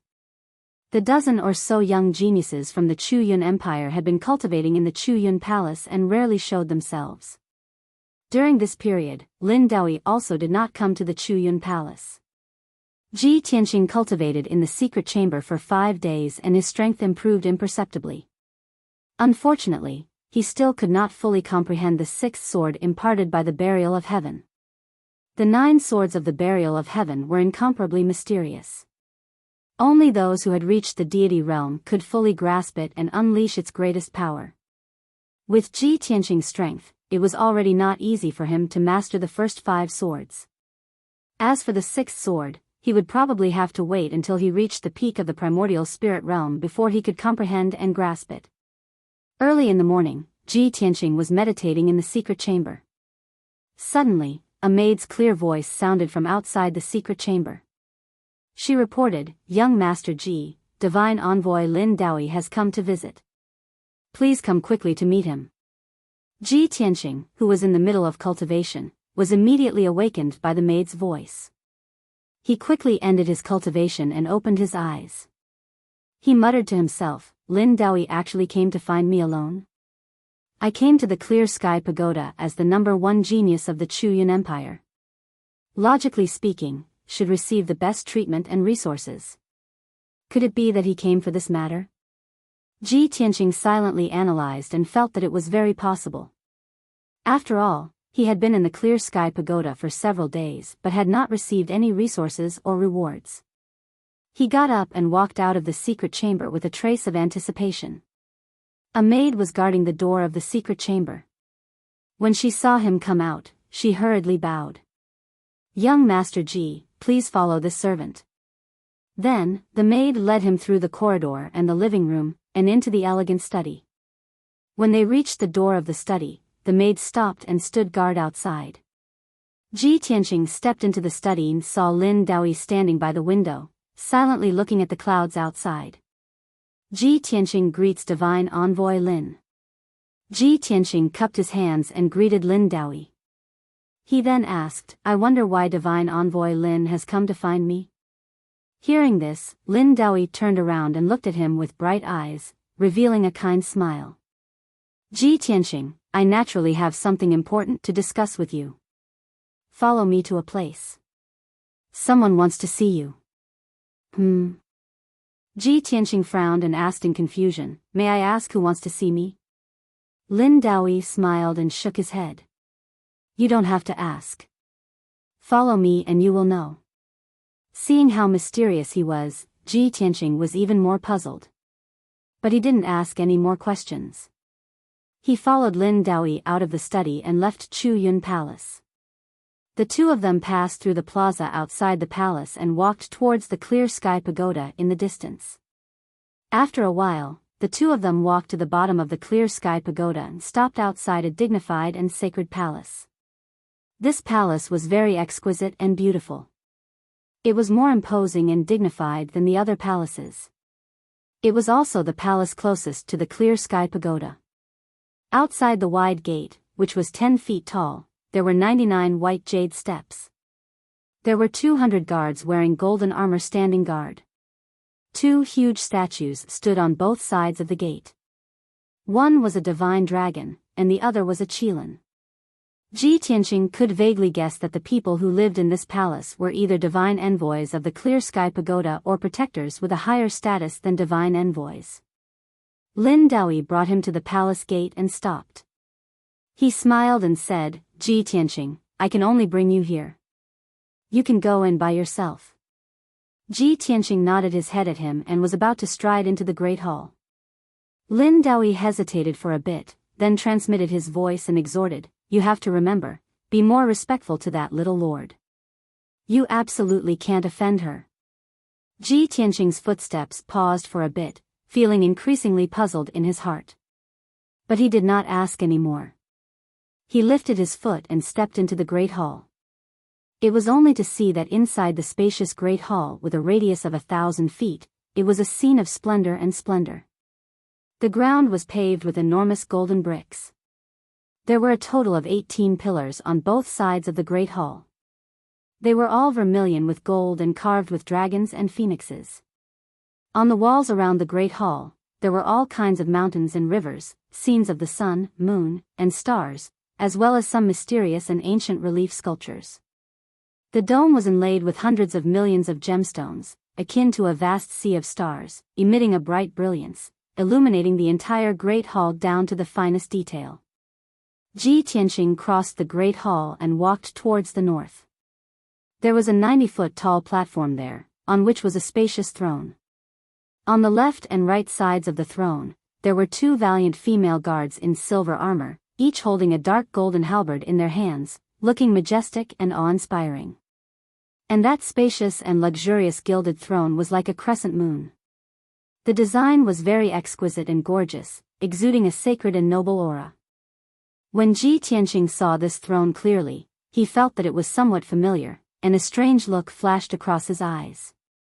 This throne, seems like I've seen it somewhere before, this thought popped up in his mind, and he fixed his eyes on the throne. He saw that on the spacious and luxurious throne, there was a petite and adorable figure lying on it. That's right. She was lying on her stomach, not sitting down. That was a petite little girl who was about 1 meter tall.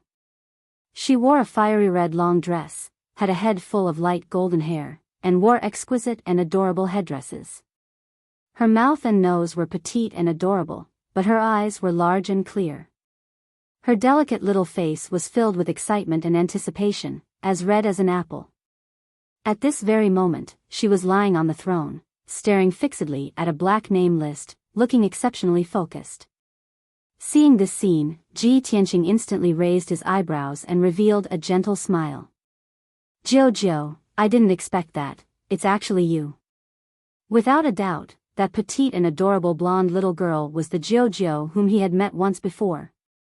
Jojo, who was concentrating on reading, was instantly startled awake by his voice. She hurriedly raised her head and turned her head to look at Ji Tianqing. When she saw Ji Tianqing's appearance clearly, she rolled and climbed up. Her little face revealed an extremely brilliant smile, and said with a heart full of surprise, "Tianqing, it's really you. When I saw your name just now, I was still thinking whether or not it could be a coincidence. I didn't expect that you really came. Hee, you really didn't disappoint me. Not only did you participate in the God-disciple selection, you even came to the Clear Sky Pagoda as the #1 genius of the Chu Yun Empire. This is really too unbelievable." Hearing what she said, Ji Tianqing understood that the black booklet that she was flipping through was most likely the name list of the God-disciple selection candidates. His gaze fell on the black booklet, and a thought suddenly appeared in his mind. Chapter 1502. Jojo was filled with excitement. Her face was flushed red as she stared at Ji Tianqing with sparkling eyes. Others might not know, but she knew very well that Ji Tianqing was not from Shenwu continent. Moreover, 10 months ago, Ji Tianqing had not reached the primordial spirit realm. Now, he had reached the 5th level of the primordial spirit realm. Even with Jojo's status and knowledge, she could not understand such a miracle. She was extremely shocked.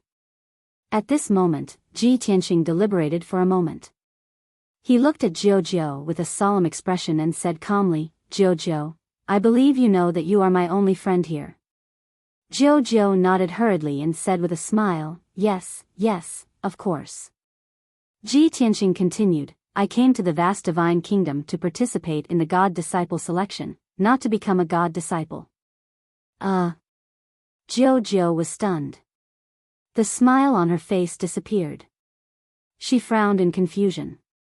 She stared at Ji Tianqing with her big clear eyes and asked, "Tianqing, why did you participate in the God disciple selection?" Ji Tianqing did not evade and said directly, "I came to the Clear Sky Pagoda to find someone who is more important to me than my life." Jojo blinked her big round eyes and vaguely understood something. Ji Tianqing looked at her sincerely and asked, "Jojo, can you help me check if there is a woman called Yunyao here?" Jojo revealed an as expected expression and asked with a smile, "Tianqing, is the person you are looking for your lover?" "She is not my lover." Ji Tianqing shook his head and said solemnly, "She is my wife." "Oh." Jojo dragged her voice. She had an as expected expression. She hurriedly held the black name list and flipped through it quickly. Ji Tianqing stared at her with burning eyes. His heart was filled with anticipation and a trace of nervousness. If Yunyao was in the vast heaven pagoda, that would be great news. If Yunyao was not here, then all his previous efforts would be in vain, and the only glimmer of hope would be extinguished. How could he not be nervous in this situation? 100 breaths later, Jiao finished flipping through the name list. She raised her head to look at Ji Tianxing and shook her head regretfully. Tianxing, this is the list of the 6 nations' geniuses, but there is no one called Yunyao on it. This news was like a bolt from the blue to Ji Tianxing. His body shook and his face stiffened. His burning eyes quickly dimmed and were filled with disappointment. Fortunately, he was mentally prepared, so he was able to withstand this blow. He pursed his lips in silence and did not lose his composure. Jiao looked at him with concern. She could empathize with his disappointment and sadness. She thought for a moment and quickly consoled him. Tianxing, don't be disheartened. This is only the list of the 6 nations' geniuses. Other than these 100 young geniuses, there are also many maids in the vast heaven pagoda. Let me help you check. Ji Tianxing was silent for a moment before shaking his head. Jiao, thank you, but there's no need. She came to the Shenwu continent 2 months earlier than me and is also a martial arts genius with outstanding talent. She definitely won't become a maid. Jiao understood and nodded. Since you are sure that Yunyao will become a god disciple of some divine nation, then she is definitely not in the vast heaven pagoda.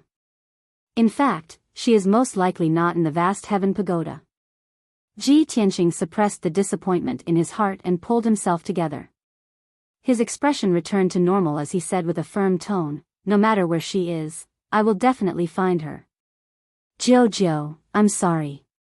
I'm afraid that we will have to say goodbye as soon as we meet. Yunyao is not in the vast heaven pagoda, so there is no need for me to stay here and waste time. Jiao was shocked and asked with a frown, Tianxing, are you in a hurry to find her now? Ji Tianxing did not speak, but he nodded with a firm expression. Jiao quickly waved her small hand and persuaded, Tianxing, I'm afraid that won't do. Don't be impatient and listen to my explanation. Yunyao is not here, so she is most likely in the Heaven End Divine Nation or the Luoshui Divine Nation. The god-disciple selection in those 2 divine nations has already ended. Even if you leave the vast heaven pagoda now, you will definitely not be able to make it in time. Moreover, the 3 divine nations are extremely vast. If you search aimlessly, how long will it take? Hearing this, Ji Tianxing fell silent. He frowned and said nothing. Jiao continued, Tianxing, it's not that I look down on you, but the continent is too vast and dangerous. With your current strength, it's impossible for you to cross the Shenwu continent, let alone enter the sacred grounds of those 2 divine nations. In addition, every divine nation has its corresponding divine laws, and the vast heaven pagoda also has its own rules. The god-disciple candidates who come here must abide by the rules of the vast heaven pagoda. How can anyone come and go as they please? Tianxing, this is the law of the divine nations. No matter how anxious you are, it's useless. Jiao's analysis was clear and logical. Logically and emotionally, it was impossible for Ji Tianxing to leave the vast heaven pagoda right now. He deliberated for a moment before asking, Jiao, when can I leave? Jiao looked at him with a solemn expression and said solemnly, if you are strong enough and can stand out among the geniuses of the 6 nations, you can pass the assessment in half a year and become a god disciple. At that time, the vast heaven pagoda will select the 5 most outstanding powerhouses among the god disciples. These 5 god disciples will represent the vast heaven divine nation and participate in the exchange of the 3 divine nations. At that time, you can leave the vast heaven pagoda and exchange pointers with the god disciples of the other 2 divine nations. At this point, Jiao smiled and comforted him. If Yunyao's talent is outstanding and she can also become one of the top 5 god disciples, then you will be able to see her with your own eyes. Even if you can't see her, you can still communicate with the god disciples of the other 2 divine nations and ask them about your wife's whereabouts. Therefore, Tianxing, you don't have to be anxious. Wait patiently for half a year, then you will know the results. I see. Ji Tianxing nodded, and the worry and anxiety in his heart dissipated. He had made up his mind to cultivate diligently and work hard to improve his strength. He would strive to become one of the top 5 God disciples in half a year. Jiao saw that he had calmed down and felt much more relaxed. She reminded him again, Tianqing, although you are the #1 genius of the Chu-Yun Empire, the Chu-Yun Empire is ranked last among the 6 nations. There are many young geniuses in the other 5 empires who are at a higher realm than you, and they will be your strong opponents. In the next half a year, you must work hard to improve your strength. You must not slack off. Otherwise, if you can't become one of the top 5 God disciples, how are you going to find her? After she finished speaking, she waved her hand and shot out a ray of light. She sent the black register to Tianqing. Tianqing, this register is for you. It records the information of all the candidates. Chapter 1503. Tianqing took the black roster and kept it in his interspatial ring. He looked at Jiao and said calmly, Jiao, thank you. However, I would like to know why you are helping me. Jiao gave him a radiant smile and explained, you also said that I'm your only friend here. If I don't help you, who else can? Besides, I have my own plans and motives for helping you. Tianqing raised his eyebrows. What motives? Of course I can't say. Jiao shook her head and said with a chuckle, don't worry. I definitely won't do you any harm. Tianqing looked at her deeply. Seeing her innocent look and her clear and bright eyes, he didn't ask any more questions. In that case, thank you very much. Farewell. He cupped his hands at Jiao and left the hall. Not long after, he returned to his room in Chuyun Palace. He entered the secret chamber and took out the black roster. He sat down and read it carefully. There were more than 100 names recorded on the roster. They were the young geniuses from the 6 empires. Everyone's name, age, strength realm, and background were recorded on the roster. It was clear at a glance. Tianqing quietly flipped through the book for an hour. He finished reading all the contents of the book and memorized a lot of important information. Among the 100 young geniuses, the weakest was at the 2nd level of the Essence Soul Realm. Most of them were between the 3rd and 5th level of the Essence Soul Realm. 14 of them were at the 5th level of the Essence Soul Realm like him. In addition, there were 3 people whose strength exceeded his and attracted his attention. The 3 names were recorded in red. Clearly, they were highly valued by the Clear Sky Pagoda. They would definitely be heavily groomed in the future. One of them was called Song Zhanyu. He was a graceful and elegant young master. According to the roster, he was the #1 young genius of the White Knight Empire. He was also a noble prince and the 7th son of the White Knight Holy Emperor. He had cultivated martial arts for 48 years and had reached the 6th level of the Essence Soul Realm. He was famous in the White Knight Empire and was revered and worshipped by hundreds of millions of young warriors. The second genius was called Jiang Ningxue. She was a gentle and graceful beauty. This woman was the #1 genius of the Thousand Snow Empire. She was born in an ancient aristocratic family. It was said that her bloodline was quite noble. However, her identity and background were not recorded in detail. Only her important information was written on the register. She had cultivated in the martial Tao for 46 years and now possessed strength at the 6th Firmament Essence Soul Realm. Before participating in the ranking battle, she was almost unknown to the world and kept a low profile. It wasn't until the ranking war that she defeated the 2 strongest geniuses of the Thousand Snow Empire in public and became the #1 genius in one fell swoop. As far as Tianqing was concerned, both Song Zhanyu and Jiang Ningxue were formidable opponents. However, what he truly valued was the 3rd genius. His name was Qin Sangqiong and he was from the strongest country among the 6 nations, the Blue Dragon Empire. Qin Sangqiong had cultivated martial arts for 40 years and had reached the peak of the 6th Firmament Essence Soul Realm. He could break through to the 7th Firmament Essence Soul Realm at any time. Plus, this person was cold, arrogant, and overbearing. He was a proud heaven's favorite. He held the firmament blade in his hand and carried the 1,000 drunks pot all year round. He was dressed in a carefree and unrestrained manner. He used 36 moves of the firmament blade technique, and his prestige in the Blue Dragon Empire was unparalleled. In Ji Tianqing's opinion, the three of them were all extremely talented geniuses. Among them, Qin Sangxiong's skills were the most profound and the most mysterious and unpredictable.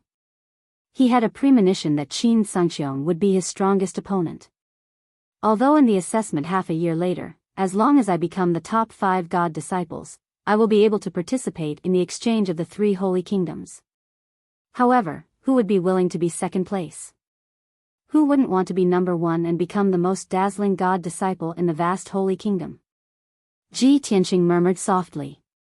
His fighting spirit were surging in his heart. When the time came, he would definitely defeat the 3 geniuses and become number 1. After a long time, he kept the register and kept it in his heart. He continued to cultivate. 2 days later, in the morning, when the sun rose, Lin Daoyi suddenly came to Chuyun Palace and ordered for the 15 geniuses to gather. The geniuses who were cultivating in seclusion walked out of their rooms and gathered in the main hall of Chuyun Palace. Everyone had cultivated in seclusion for a few days. When they met again, they realized that their strength and aura had increased imperceptibly. Seeing that everyone was present, Lin Daoyi announced in a dignified voice, "You have been in the Clear Sky Pagoda for 7 days. Today, I have gathered you to participate in the worship ceremony." When they heard about the worship ceremony, more than 10 young geniuses were interested. Some of them were puzzled and interested. Some of them seemed to know about the worship ceremony and looked expectant. Lin Daoyi introduced in a solemn tone, "This is the rule of the Clear Sky Pagoda. Every god disciple candidate who comes to the Clear Sky Pagoda has to worship the great divine master vast holy kingdom. When the time comes, you must maintain a solemn and respectful attitude. Only then can you be baptized by the divine master's radiance. If anyone dares to be rude and offends the dignity of the divine master, not only will they not be baptized, they will also be severely punished." Everyone was an outstanding martial genius. Of course, they understood the importance and sacredness of this matter. No one dared to offend the dignity of the divine master vast holy kingdom. Seeing that everyone understood, Lin Daoyi nodded his head in satisfaction and led everyone out of Chuyun Palace. Under Lin Daoyi's lead, everyone crossed the wide square and walked toward the divine palace near the Clear Sky Pagoda. When they crossed the square, they saw groups of young experts walking out of the surrounding palaces. Those were the young geniuses of the various empires. They were all led by a divine envoy and were rushing toward the divine palace. This was the first time that Ji Tianqing, Wuxia, and the others had seen the young geniuses of the other empires. Although everyone did not show any expression, they were secretly sizing up the geniuses of the other empires and discussing secretly. Wuxia followed behind Ji Tianqing and sized up the groups with a deep gaze. Suddenly, a strange look flashed past his eyes. He transmitted his voice to Ji Tianqing, "Young Master Ji, look at the group on the left. They are walking out of the White Knight Palace. They should be the geniuses of the White Knight Empire. The black-robed youth behind the divine envoy seems to be the number 1 genius of the White Knight Empire. That person's strength is not bad. He has actually reached the 6th-degree realm." Ji Tianqing glanced at the black-robed youth and found that he was indeed a handsome and elegant young master. He transmitted his voice to Yin Wuk, that is Song Zhanyu. He is one of the strongest geniuses among the candidates for the god-disciple selection. However, he is not the strongest. The group on the right is from the Thousand Snow Empire. The leader is a girl in a white dress. Her name is Jiang Ningxue and she is not any weaker than Song Zhanyu. In the group in front, there is a youth in gray linen clothes and black cloth shoes. He is holding a wine jug in his hand. He is the strongest. Chapter 1504. As Yin Wuk listened to Ji Tianqing's words, he sized up Song Zhanyu, Jiang Ningxue, and Qin Sangxiong. He memorized their appearances and Ji Tianqing's words. Then, he asked Ji Tianqing with a confused expression, "Young Master Ji, how do you know these people?" And you know them so clearly? Ji Tianqing calmly replied, "It's a secret." Yin Wuk became even more curious and guessed, "Could it be that you didn't cultivate in seclusion these past few days and instead went to the various palaces to gather information?" After saying this, he also felt that it was unlikely. He shook his head and said, "That's impossible. You don't look like someone who would do such a thing." "It's good that you know," Ji Tianqing nonchalantly replied. Yin Wuk became even more confused. He frowned and pondered for a moment. Suddenly, a thought flashed through his mind, and he revealed an expression of sudden realization. "Oh. I understand. It must be Lin Daoi who told you. After all, you are the #1 genius of your country. Lin Daoi would naturally take special care of you." Ji Tianqing didn't answer. He didn't comment. While everyone was sizing up the geniuses of the various countries, the geniuses of the 5 great empires were also observing Ji Tianqing, Yin Wuk, and the others. The geniuses of the various countries were all proud and arrogant, and they were all competitors. Thus, they looked at the group with cold eyes that even contained a hint of wariness and enmity. Soon, the group arrived outside a resplendent palace. The design and layout of this palace were completely different from the other palaces. It looked like a dark golden dome-shaped temple. This was the temple that worshipped God Lord Taihao. Outside the gate of the temple, there was a spacious square. The ground was paved with huge black stones. A massive ancient stone stele stood in the plaza, densely carved with words that recorded the great achievements of God Lord Taihao and the origin of the Clear Heaven Pagoda. In the corner of the plaza, there were several black stone pillars more than 100 feet tall, carved with the images of ancient beasts. They appeared rather mysterious. Over 100 geniuses from the 6 nations gathered on the black stone plaza and stood in 6 groups. 6 oracles dressed in robes of different colors stood side by side in front of the team, bowing and kowtowing to the gate of the temple. "We have brought our disciples to pay our respects to Divine Lord Taihao." The 6 of them shouted in unison, their tones solemn and respectful. The heavy doors of the temple slowly opened, and a burly, domineering middle-aged man walked out of the temple. This person had white hair and bronze skin. His eyes were large and bright, as vast as the starry sky. He stepped through the gate of the temple and stood on the steps outside. With his hands behind his back, he looked at the crowd with a dignified expression. The 6 divine envoys immediately bowed respectfully and said, "Greetings, Great Guardian." The hundreds of young geniuses also bowed to the Great Guardian. The Great Guardian nodded slightly and waved his palms slowly. He drew out a mysterious seal and chanted an ancient and obscure spell. As he finished casting the spell, an invisible divine power of heaven and earth enveloped the entire temple. The temple instantly exploded with dazzling golden light, making it seem as divine as a celestial palace. This was a necessary part of the worship ceremony, and it had always been this way.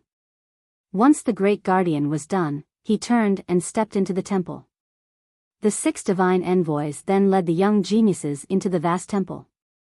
The interior of the temple was extremely solemn. In the north was a high platform, upon which stood a dark golden statue 100 feet tall. This statue depicted Divine Lord Taihao, and it was so lifelike that it seemed almost lifelike.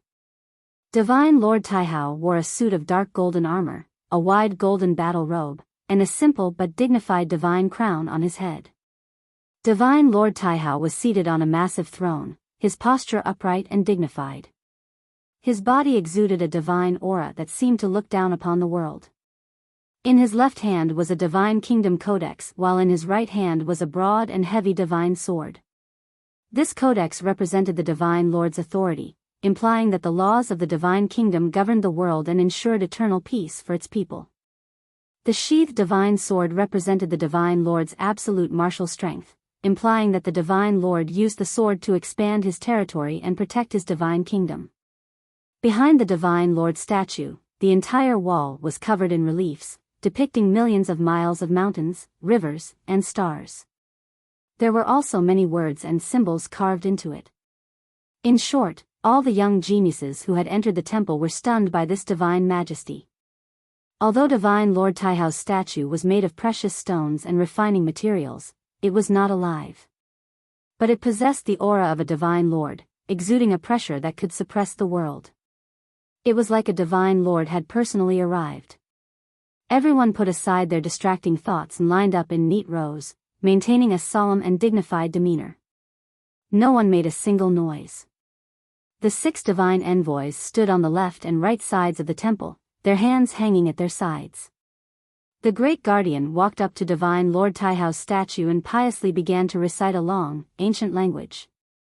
At this moment, Ji Tianqing stood motionless in the crowd, his eyes fixed on Divine Lord Taihao's statue, a strange light flashing through them.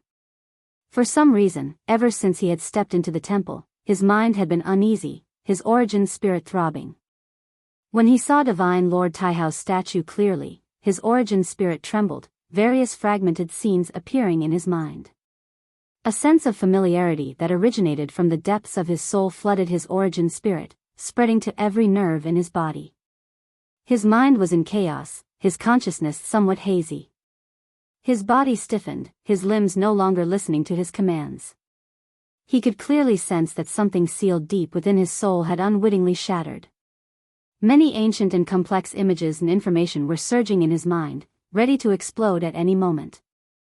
This strange and unusual feeling was something he had never experienced before. It made him feel both puzzled and shocked. But at this moment, the great guardian finished reciting his incantation. He crossed his arms in front of his chest and bowed to the Divine Lord statue, then he called out to the crowd, "Let the worship ceremony begin. Disciples, kneel. May Lord Divine Lord's glory last forever." Upon hearing such a solemn and dignified voice, the 100 or so young geniuses all knelt reverently on the ground, their hearts brimming with devotion. Everyone placed their palms flat on the ground, their foreheads pressed against the ground as they maintained a prostrating posture. The great guardian's dignified gaze swept across the temple. Seeing that all the divine envoys were kneeling, he prepared to recite the second verse. But when he saw Ji Tianqing, his gaze froze, and he fiercely frowned. This was because while everyone in the temple was prostrating on the ground, only Ji Tianqing was still standing. Not only was he standing ramrod straight, but he was also staring straight at Divine Lord Taihao's statue with a blank expression, without the slightest bit of respect.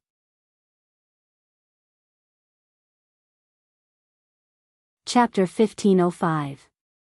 Everyone was kneeling down devoutly.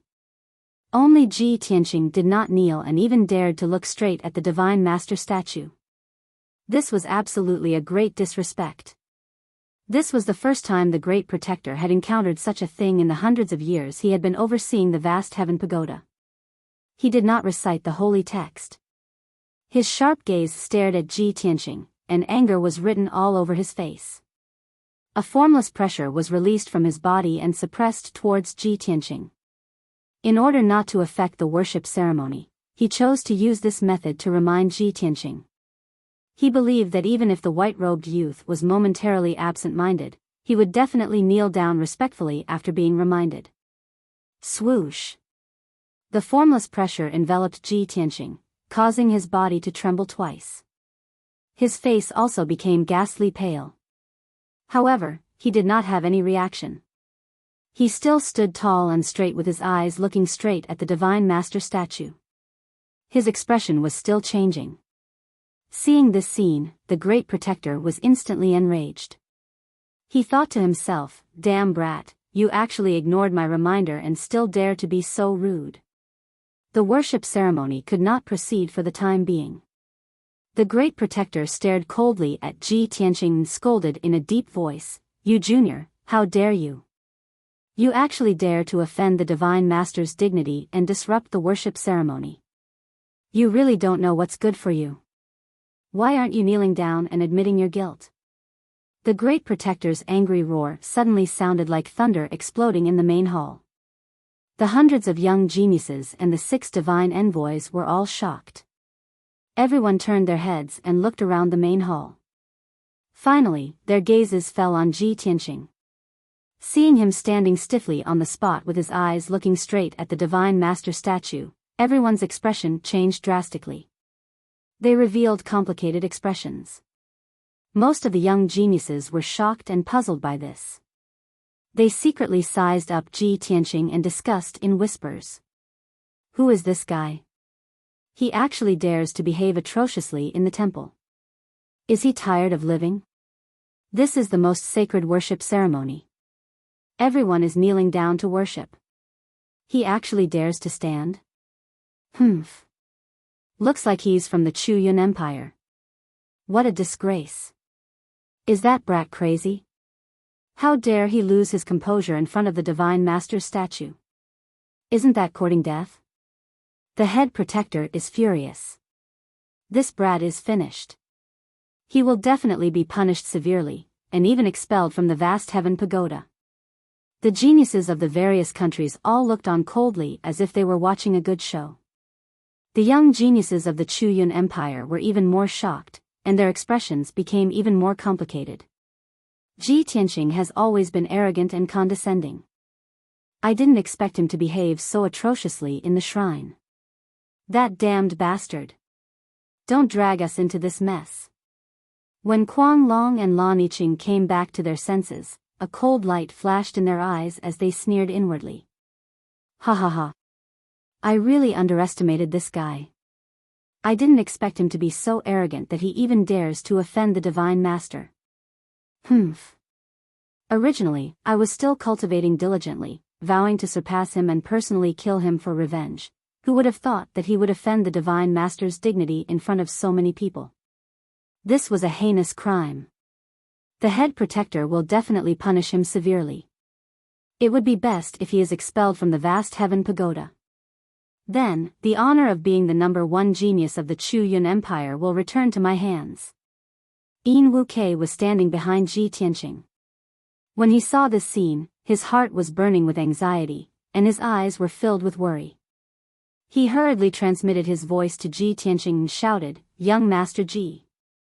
What are you standing there for? Quickly kneel down and pay your respects." Ji Tianqing. You despicable brat, we are in the shrine now.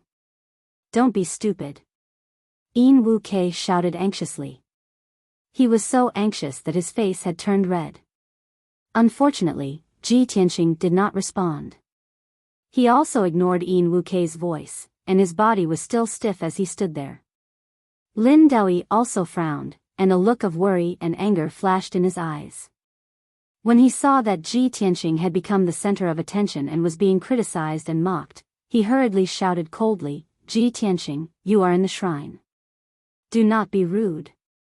However, Ji Tianqing still did not respond. He did not make a sound, and he did not move. He was like a wooden puppet. No one knew that just now, an invisible layer of shackles in the depths of his soul had been broken. Some memories and images sealed in the depths of his soul surged out like a tide, drowning his primordial spirit. His consciousness was swallowed by a black whirlpool, and a vast image appeared in the depths of his soul. In the sky above a vast sea of clouds, 2 figures stood proudly. The figure on the left was a valiant man wearing golden armor and a wide cape. This person was tall and muscular, and his face was dignified. He exuded a domineering aura that looked down on all living things. When he saw this person's face clearly, Ji Tianqing was shocked. This person looked exactly the same as the statue of Divine Master Taihao in the shrine. Obviously, this man in golden armor was martial god Taihao. In the white sea of clouds beneath his feet, half of a dark golden pagoda was revealed. It shone with a sacred golden light. Ji Tianqing immediately recognized that it was the clear sky pagoda. He looked at the second figure in the image. It was a tall young man in white robes. His face was resolute and cold. His eyebrows were sharp and his eyes were bright. His eyes contained a domineering aura that looked down on the world. His attire was rather simple. He only wore a snow-white robe and a pair of black cloth shoes. He had a silver belt around his waist, and his long hair was tied up with a green hairband. When Ji Tianqing saw his face clearly, a trace of fear flashed in the depths of his soul. This white-robed young man's appearance was exactly the same as his, without the slightest difference. However, this white-robed young man was not him, but Kenshin. At this moment, martial god Taihao bowed to Kenshin and said solemnly, "I've long heard of Kenshin's name. It's my honor to invite Kenshin to Mount God Bestowment." Kenshin looked at martial god Taihao calmly and nodded slightly. He asked, "Why are you looking for me?" Martial god Taihao did not answer. Instead, he asked, "I heard that Kenshin once sparred with Luo Shui and defeated her in 3 moves. He also enlightened Luo Shui and made her divine power reach the perfection stage." "That's true," Kenshin nodded calmly. Martial god Taihao's eyes flickered. He said with anticipation, "I've always admired Kenshin, and I've long wanted to get to know you. Besides, I believe that my sword principle has reached the perfection stage. No one in the world can defeat me. If I can't spar with you, it'll be my greatest regret." Kenshin had expected this. He nodded calmly and said, "Please make your move." Martial god Taihao's palm flashed with golden light. A divine sword with a golden sheath appeared, and he assumed a stance. "Kenshin, draw your sword." Kenshin shook his head and said calmly, "The sword is in the heart, between the heavens and earth, outside of the rift. It's not in the hand."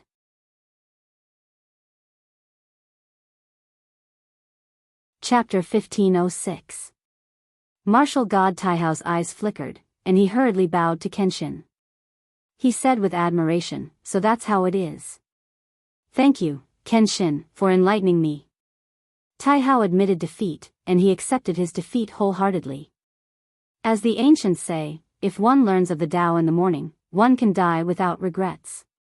Today, after hearing Kenshin's words, Taihao finally understood the mysteries of the way of the sword. It was boundless and limitless.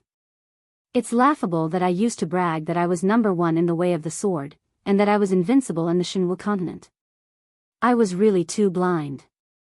Martial god Taihao seemed to have gained enlightenment, and he instantly broke through the shackles of the martial way, discovering an even wider realm of the martial way. He was rather moved, and he was also very respectful towards Kenshin. He accepted him wholeheartedly. After a while, the image gradually faded, and it was about to dissipate.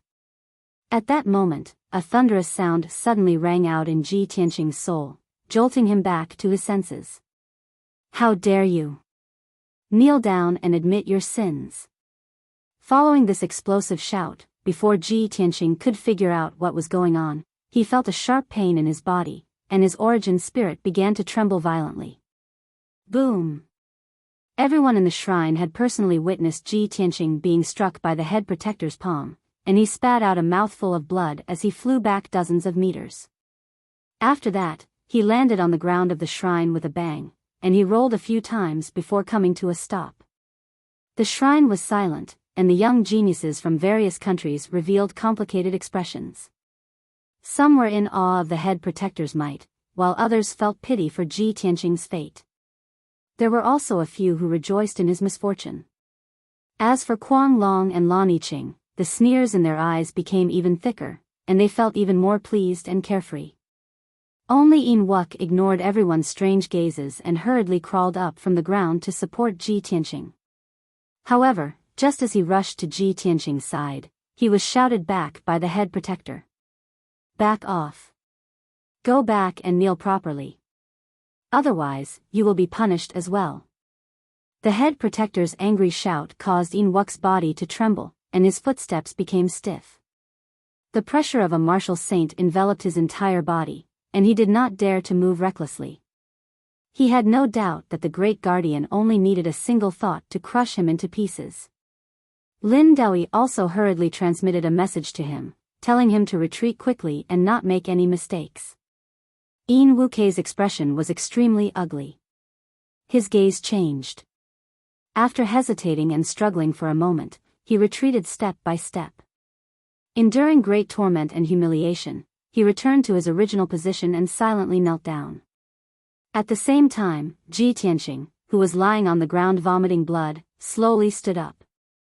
The great guardian's palm strike had not only shattered the image in the depths of his soul and awakened him, but it had also severely injured him. A sharp pain came from his internal organs, as if thousands of needles were stabbing him. He slowly lifted his sleeve to wipe off the blood at the corner of his mouth. His face was expressionless as he coldly swept his gaze across the hall and looked at the great guardian. Only now did he understand what had just happened. When everyone was kowtowing, he became absent-minded and stood out from the crowd, which infuriated the great guardian. However, he did not intend to explain himself. When the great guardian saw that Wuxia had regained consciousness, his anger dissipated slightly. He shouted with a dignified expression, "Men! Take down this bastard who offended the Divine Master's dignity and disturbed the worship ceremony." As soon as his voice fell, 2 guards in golden armor immediately rushed in from outside the door. Swish swish. 2 golden armored protectors flew to Ji Tianqing's side, one on the left and one on the right, and used their magic power to suppress him. Lin Daoyi frowned and hurriedly cupped his hands towards the great guardian. He pleaded, "Great guardian, please wait. This disciple's surname is Ji and his name is Tianqing. I have mentioned him to you before. This person has just arrived and does not know the rules of the temple. Perhaps he was intimidated by the Divine Master's dignity, which is why he lost his composure in front of everyone. Great guardian, please give him a way out." Lin Daoyi was obviously hinting to the great guardian that this person was the #1 genius of the Chuyun Empire and had unlimited potential. However, the great guardian glanced at him coldly and shouted in a deep voice, "The vast heaven pagoda is the place where Lord Divine Master imparts the Tao. It is the martial holy land of the 6 nations. How sacred is it? No matter who comes here, everyone is treated equally and must abide by the Divine Kingdom's laws and the vast heaven pagoda's rules. This child offended the Divine Master's dignity in front of everyone and disturbed the worship ceremony. This is an unforgivable crime. Divine Envoy Lin, how do you want this seat to show mercy? Could it be that this seat is going to sit by and watch him offend the Divine Master?" This. Lin Daoyi was instantly speechless. The great guardian spoke righteously. Even if he wanted to plead for Ji Tianqing, he was powerless. Helpless, he could only bow and retreat. The great guardian's dignified gaze swept across everyone and said in a deep voice, "According to the Divine Kingdom's laws, Ji Tianqing despised the Divine Master and disturbed the worship ceremony. He should be punished with 70 lashes.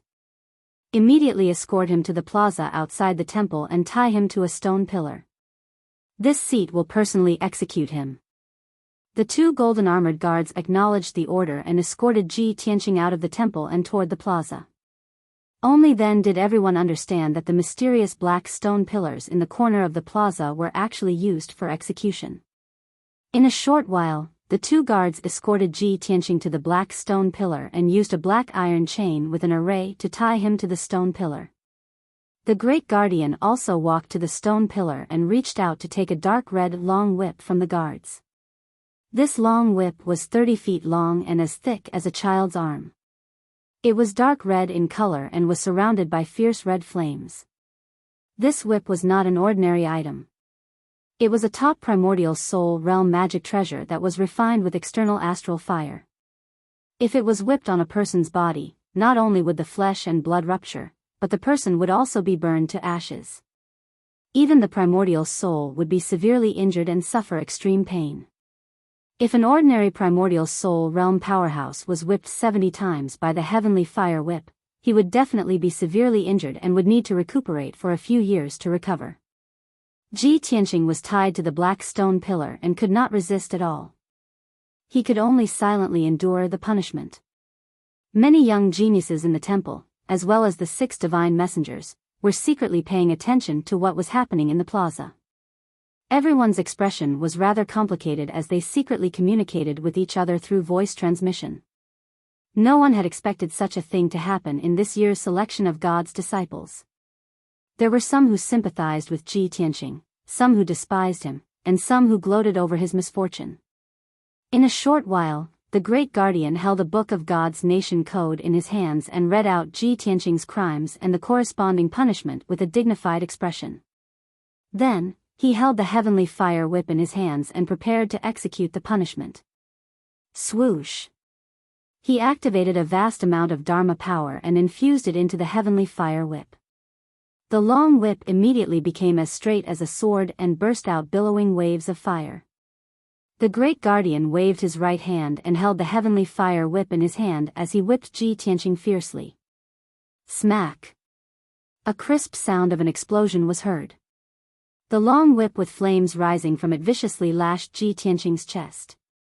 Suddenly, his white robe was torn open, and a dark red bloodstain appeared on his white jade-like skin. At the chopstick-long wound, the flesh and blood were curling outwards. The surface of the skin and flesh had been charred and was emitting wisps of black smoke. Fortunately, his body had been tempered and his defense was extremely strong.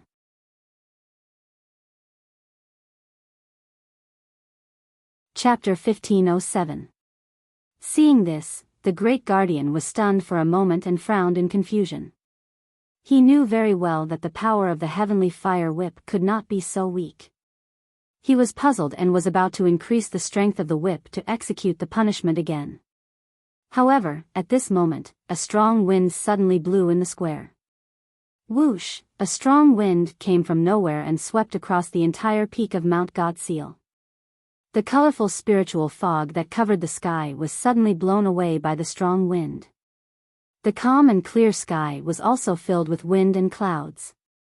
Endless black clouds surged in from all directions, gathering in the sky above the temple and the square, causing the world to darken. Purple lightning arcs flashed wildly in the dark clouds and gathered together quickly. Seeing the change in the sky, the great guardian was stunned. His eyes were filled with shock and confusion. The 6 divine messengers and hundreds of young geniuses in the temple also looked at the square with confusion. They did not understand what was happening. The great guardian frowned and thought for a moment. Suddenly, he was enlightened. He pointed at the sky and scolded Ji Tianqing sternly, "Rebellious disciple, do you see this?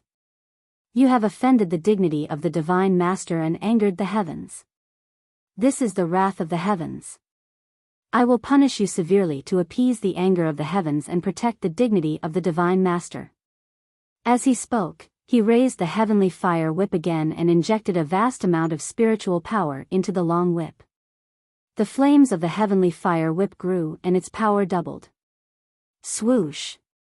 The great guardian raised the heavenly fire whip and lashed it at Ji Tianqing fiercely. The powerful heavenly fire whip was about to hit Ji Tianqing's chest. At this moment, a dazzling bolt of lightning suddenly lit up in the dark clouds that covered the sky and struck down toward the square. Kaboom! A deafening sound exploded in the sky and spread across the entire Mount Godseal. A lightning pillar that was thousands of feet tall tore the dark sky apart like a divine dragon and struck the black stone pillar at the corner of the square. Ji Tianqing, the chief enforcer, and the black stone pillar were instantly engulfed by the endless lightning. The stone pillar, which was more than 100 feet tall, was smashed into pieces on the spot. Gravel flew everywhere. An incomparably violent shockwave swept through the entire plaza, along with gravel and lightning arcs. The ferocious heavenly fire whip was actually split into several pieces by the divine lightning and fell into the rubble. The great guardian was also sent flying by the divine thunder and smashed into the square 1,000 feet away. His entire body was charred black, his clothes were ragged, and his long hair was disheveled and curled up with black smoke. Previously, he still had a dignified aura, but now, his head and face were covered in dust, and he was in an extremely sorry state. However, he had the strength of a martial sage and he was not seriously injured when he was suddenly struck by the sacred lightning. He only ended up in a pathetic state. After a while, the dust and black smoke that filled the sky gradually dispersed. The great guardian crawled up from the ground and saw the situation in the corner of the square. Ji Tianqing, who was wearing a white robe, was actually standing on top of the ruins, completely unharmed. Other than that bloody scar on his chest from being lashed out by the heavenly fire whip, there were no other injuries on his entire body. Seeing this scene, the great guardian was dumbfounded on the spot and cried out in disbelief. Wasn't he struck by the sacred lightning? How can he be safe and sound? No, there must be some problem, absolutely impossible. A dignified martial sage, the chief enforcer who guarded the vast heaven pagoda, was shocked until he could not be any more shocked, and his state of mind was already in chaos. However, the great changes in heaven and earth were not over yet. Right at this time, an even more shocking scene appeared. God's ceiling mountain, which was several thousand feet tall and resembled a giant pillar holding up the sky, actually shook violently. The entire giant mountain trembled, giving off a loud rumbling sound as if it was going to collapse. Many palaces and houses also cracked open with cracks, scattering countless gold bricks and glazed tiles. In the plaza outside the temple, the ground also cracked open with a huge ravine, bursting out dust that filled the sky. The scene of the earth shaking was as if doomsday had arrived. Black clouds pressed down in the sky as lightning flashed and thunder rumbled. The earth shook violently, splitting open countless ravines. Even the sacred vast heaven pagoda, which pierced into the clouds, also shook violently, bursting with golden light. Things had developed to such a stage that the worship ceremony had already been completely destroyed. The 6 divine messengers and hundreds of young geniuses all rushed out of the temple in a hurry and rushed to the plaza outside the temple. They saw that the plaza had long been distorted and broken, and the ground was covered with wide ravines and gravel. The chief enforcer was covered in dust, and his hair was disheveled as he stood in the plaza. Ji Tianqing, who was dressed in a white robe, stood in the corner of the plaza, safe and sound, his expression cold. The divine messengers and young geniuses were dumbfounded when they saw this scene, completely unable to understand what was going on. The sudden change filled everyone with fear, and they were at a loss for what to do. No one would have thought that such a shocking astronomical change would occur in the martial arts sanctuary that had always been peaceful and auspicious. This was simply illogical. After everyone regained their senses, they all started to discuss doubtfully. Oh my God! How could this be? What exactly happened just now? Why did heaven and earth change so much, and why did the sacred lightning strike? What's wrong with the chief enforcer? Could it be that he was struck by the sacred lightning? Ji Tianqing was actually not injured? This is impossible. He offended the Divine Master's majesty and angered the Divine Master. He should be struck to death by the sacred lightning. For some time, the plaza was noisy and very chaotic. Fortunately, God's ceiling mountain gradually calmed down and stopped shaking.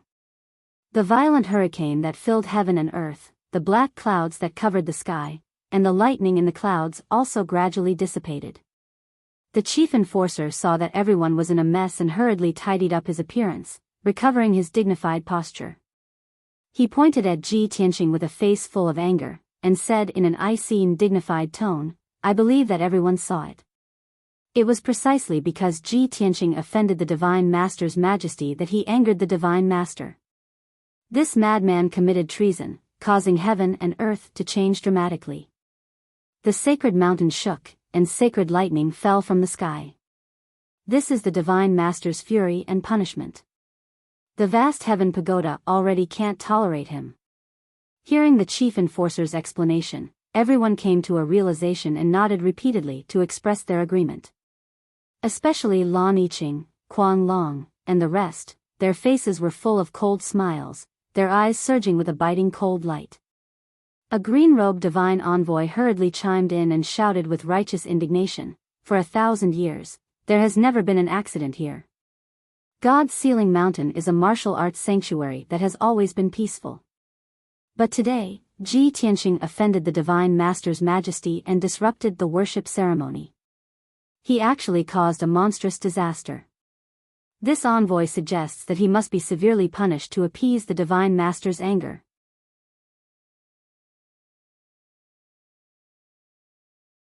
Chapter 1508. The great change in heaven and earth just now made everyone both shocked and furious. The divine envoys all agreed with the head protector's decision. Lin Daoyi also did not dare to plead for Ji Tianqing when he saw that things had developed to such a stage. Everyone understood that Sealed God Mountain suffered such a drastic change and suffered heavy losses. Ji Tianqing must be severely punished to settle this matter. The head protector took out the Divine Kingdom's law and read out the law with a dignified voice, condemning Ji Tianqing in front of everyone. Ji Tianqing committed treason and blasphemed the divine master's dignity. He is not fit to be a divine disciple. According to the divine kingdom's law, Ji Tianqing's status as a divine disciple candidate will be immediately abolished and demoted to a divine servant. He will be punished to be sent to the Spirit Beast Valley as a slave. Within 3 years, Ji Tianqing will raise spirit beasts in the Spirit Beast Valley as a sinner and cannot leave his post without permission. After 3 years, we will observe the consequences. Hearing the head protector announce the punishment result, everyone revealed strange expressions. However, the vast majority of people agreed with the head protector's decision. There were even people who felt that the head protector's punishment for Ji Tianqing was already merciful enough. Ji Tianqing stared at the head protector coldly and said in an indifferent tone, "You are a martial saint powerhouse, the head protector guarding the vast heaven pagoda, but you are so muddle-headed and ignorant. I only made an unintentional mistake. But as the person in charge of the vast heaven pagoda, you do not have the heart of a benevolent person. You can't tolerate people's mistakes at all and easily inflict severe torture. When you were torturing me, the heavens were furious and sent down heavenly punishment, destroying the punishment whip and stone pillar. You also did not distinguish right from wrong and used your own conjecture to mislead the public and presumed to convict me. You are arbitrary and not fit to guard the Tao field for martial god Tai Hao. You are even more unfit to be the head protector and be in charge of the vast heaven pagoda. Now that things have come to this, not only do you not reflect on your own mistakes, you still want to act willfully and expel me from the vast heaven pagoda. Are you not afraid that heavenly punishment will descend again and turn the entire vast heaven pagoda into ashes?" The cold and sonorous voice spread throughout the entire plaza, shaking everyone's heart and soul. His tone and expression were filled with an unparalleled domineering aura. His entire body erupted with invisible divine might that fiercely suppressed everyone. At that moment, everyone's primordial spirits were in a daze, and they had an illusion. It was as if the person standing in front of everyone was not a young genius, but a god who looked down on the world and controlled the universe. That formless divine might that looked down on the heavens and earth actually caused the great protector's body to stiffen. His eyes were filled with shock for a long time. After a while, he calmed down and exclaimed in his heart, "This brat only has the strength of an essence spirit realm cultivator. How could he release divine might to intimidate my essence spirit and make me feel fearful?" The 6 divine messengers and the geniuses also came to their senses. No one had expected that after the divine punishment incident, Ji Tianqing's first words would not be to plead for mercy, but to reprimand the great guardian. He actually used an incomparably unyielding attitude and peerlessly domineering aura to belittle the great protector to the point that he was worthless. It felt as if the heavenly punishment was under his control, and it was specifically used to punish the great guardian. Everyone's expression changed drastically, and they began to discuss secretly through voice transmission. "Oh my God! Is this brat crazy? How dare he reprimand the great protector so arrogantly? Is he trying to push all the blame away? Too arrogant. This brat's arrogance is simply appalling and unprecedented. Tisk, tsk, tsk. This has never happened in hundreds of years, and this brat is suddenly famous. This incident will soon spread to all the countries, right? Humph. No matter how arrogant he is, it's useless. He will not have a good ending if he goes against the great protector." The great protector also frowned and stared at Ji Tianqing fiercely. He shouted angrily, "Ji Tianqing, you are so arrogant that you have lost your mind. Men, take down this crazy man who is spouting nonsense and immediately send him to the Spirit Beast Valley for punishment." The great protector did not want to waste any more time with him, and he immediately waved his hand to give the order. In fact, he was also a little worried that if he continued to tangle with Ji Tianqing, it would bring about another great change in heaven and earth and the divine punishment. For guards in golden armor immediately flew towards Ji Tianqing, wanting to capture him on the spot. But at this moment, a majestic voice came from the edge of the square. "Her Royal Highness has arrived." Instantly, the great protector, the 6 gods' messengers, and the geniuses from various countries turned their heads to look at the edge of the square. They saw a team of guards in golden armor, carrying an exquisite and luxurious half-moon-shaped throne, running towards the center of the square. On both sides of the throne, there were 2 female guards in silver armor, holding halberds in their hands. On the golden throne, there was a little girl who was 3 feet tall and looked like she was carved from jade. The little girl was wearing a fiery red long dress, and she was barefooted. She had a head of light golden hair, and she looked very cute. But her little face was tense, and her expression was cold. Her aura was also very majestic. Seeing this, many geniuses were puzzled. Which country's princess was this? When the Great Protector and the 6 gods' messengers saw the arrival of the little princess's throne, their faces turned solemn and respectful. "Welcome, Your Royal Highness." The Great Protector and the 6 gods' messengers immediately went up and bowed in unison. Seeing this, the geniuses from various countries were shocked and their eyes were filled with shock. The Great Protector of the martial sage realm and the 6 gods' messengers are actually so respectful to the princess? The 7 white-haired top powers, whose ages added up to a few thousand years, are actually so respectful to the little girl? Even if the 6 sage emperors were present, they would not receive such treatment, let alone the princesses of various empires. At this thought, the geniuses from various countries immediately guessed the identity of Her Royal Highness. This little princess was definitely not the princess of any empire, but the princess of the Holy Kingdom. In the blink of an eye, the guards in golden armor carried the throne to the center of the square and stood still. Sitting on the throne, Jiao looked down at the Great Protector and the 6 gods' messengers and said coldly, "A good ceremony to worship has been completely ruined by you." Her cold voice was filled with anger. The Great Protector and the 6 gods' messengers were instantly shocked, and they lowered their heads in fear. Ordinary people would not be able to interact with Her Royal Highness Jiao, and they would not know her character. However, the Great Protector and the rest knew that although Her Royal Highness looked cute, once she was enraged, she would definitely be a demonic girl who would destroy the heavens and earth. The Great Protector was nervous and he quickly explained, "My Royal Highness, just now in the Holy Hall, I was conducting the ceremony to worship the princess." Ji Tianqing was arrogant and rude and offended the Holy Master.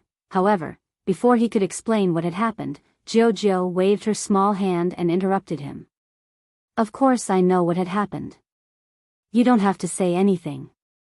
When the Great Protector saw that she was filled with anger, he thought that she was angry because the ceremony had been ruined and the mountain peak had been destroyed. Therefore, he quickly reported, "My Royal Highness, please calm down. This matter was due to my negligence. I did not expel Ji Tianqing in time and caused the Holy Master to be angry and the heavens and earth to change. According to the laws of the holy nation, I have announced Ji Tianqing's crime and punishment in public. His status as a candidate for God's disciple will be abolished and he will be demoted to a servant. He will be sent to the Spirit Beast Valley." Jiao looked at the Great Protector coldly. After he finished speaking, she reprimanded him coldly, "That's right. As the Great Protector, you did not manage the situation and you did not do your duty. However, do you think that the heavens and earth changed and the scene of the holy thunder were really caused by the Holy Master's anger? How holy and merciful is the Holy Master? How broad was his mind? How could it be something that you could imagine? How can the Holy Master send down such a punishment and anger just because a person was disrespectful?" When the Great Protector heard what she had said, he was stunned. The 6 gods' messengers and many geniuses also changed their expressions. The same thought appeared in everyone's mind. If the scene of the wind, clouds, thunder, and lightning in the heavens and earth changing was not caused by the Holy Master's anger and holy punishment, then what was it? If the holy thunder of punishment and the heavens and earth changing were not to punish Ji Tianqing, were they to punish the Great Protector?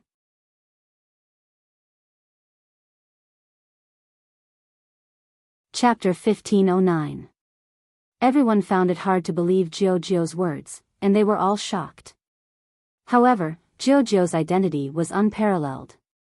Among everyone present, only she was qualified to say such words, and only she understood Divine Lord Taihao. After all, she was the princess of the God nation, the daughter of the Divine Lord. If she believed that the great change in the world was not caused by the Divine Lord's anger, then it was definitely not. Just as everyone was in a daze, Jiao announced in a dignified tone, "The Divine Lord has always been wise and virtuous, and cherishes talents. This is known to all the citizens of the God nation. The Great Guardian's judgment is a little unreasonable, and does not fit the Divine Lord's benevolence. Therefore, I now announce that Ji Tianqing's status as a candidate for a God's disciple will be restored, and he will be punished to clean the Divine Book Pavilion for half a year. This is a small punishment." Hearing this, the Great Guardian and the messenger's expressions changed drastically, and they stared at Jiao with their eyes wide open. They could not believe it and could not understand. Everyone was extremely confused, and they exclaimed to themselves, "Why would the Little Highness make such a judgment? This is too unreasonable, isn't it? Punishing Ji Tianqing to clean the Divine Book Pavilion? Isn't this an overt punishment and a covert reward? The Divine Book Pavilion is the top secret place of the Clear Sky Pagoda, and it contains countless ancient books, Taoist scriptures, and secret skills.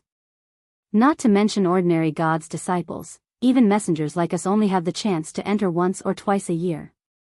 The Little Highness actually wants Ji Tianqing to clean the Divine Book Pavilion? Isn't this a great gift and reward? The Little Highness's decision must have a deeper meaning. What ability does this Ji Tianqing have to be able to obtain His Highness's protection and appreciation?" Not only the Great Guardian and the God Masters had complicated expressions, but their hearts were also filled with shock and confusion. There were also a few young geniuses who had heard of the Divine Book Pavilion of the Clear Sky Pagoda, and they knew that it was the holy land of books that the experts of the 6 nations dreamed of. These geniuses were Qin Sangqiong, Jiang Mingxue, Song Zhanyu, and the rest. They frowned in confusion, and looked at Ji Tianqing with burning eyes. They were very wary of him. They were all very clear that Ji Tianqing must have some outstanding aspects, which was why he could cause such a big disturbance and even obtain the protection of the little princess. On the surface, punishing Ji Tianqing to the Divine Book Pavilion to clean was the little princess punishment for him. But in reality, this was a huge benefit. The thousands of ancient books and records in the Divine Book Pavilion, as well as all kinds of divine skills, were all open for Ji Tianqing to read and study. Even if the geniuses were to clean the Divine Book Pavilion, they would be more than happy to oblige. The Great Guardian frowned and pondered for a moment. He then cupped his hands and said to Jiao, "Your Highness, you're being too merciful by punishing Ji Tianqing like this." Without waiting for him to finish, Jiao waved her hand and said with a dignified expression, "I have already made up my mind. Carry it out immediately. There must be no mistakes." The words that the Great Guardian didn't say were all stuffed back down his throat. He could only respectfully bow and say, "Yes, sir." Then, the golden armored guards carried the throne and left the square. The few divine envoys also brought the geniuses from the various countries out of the square and returned to their residences.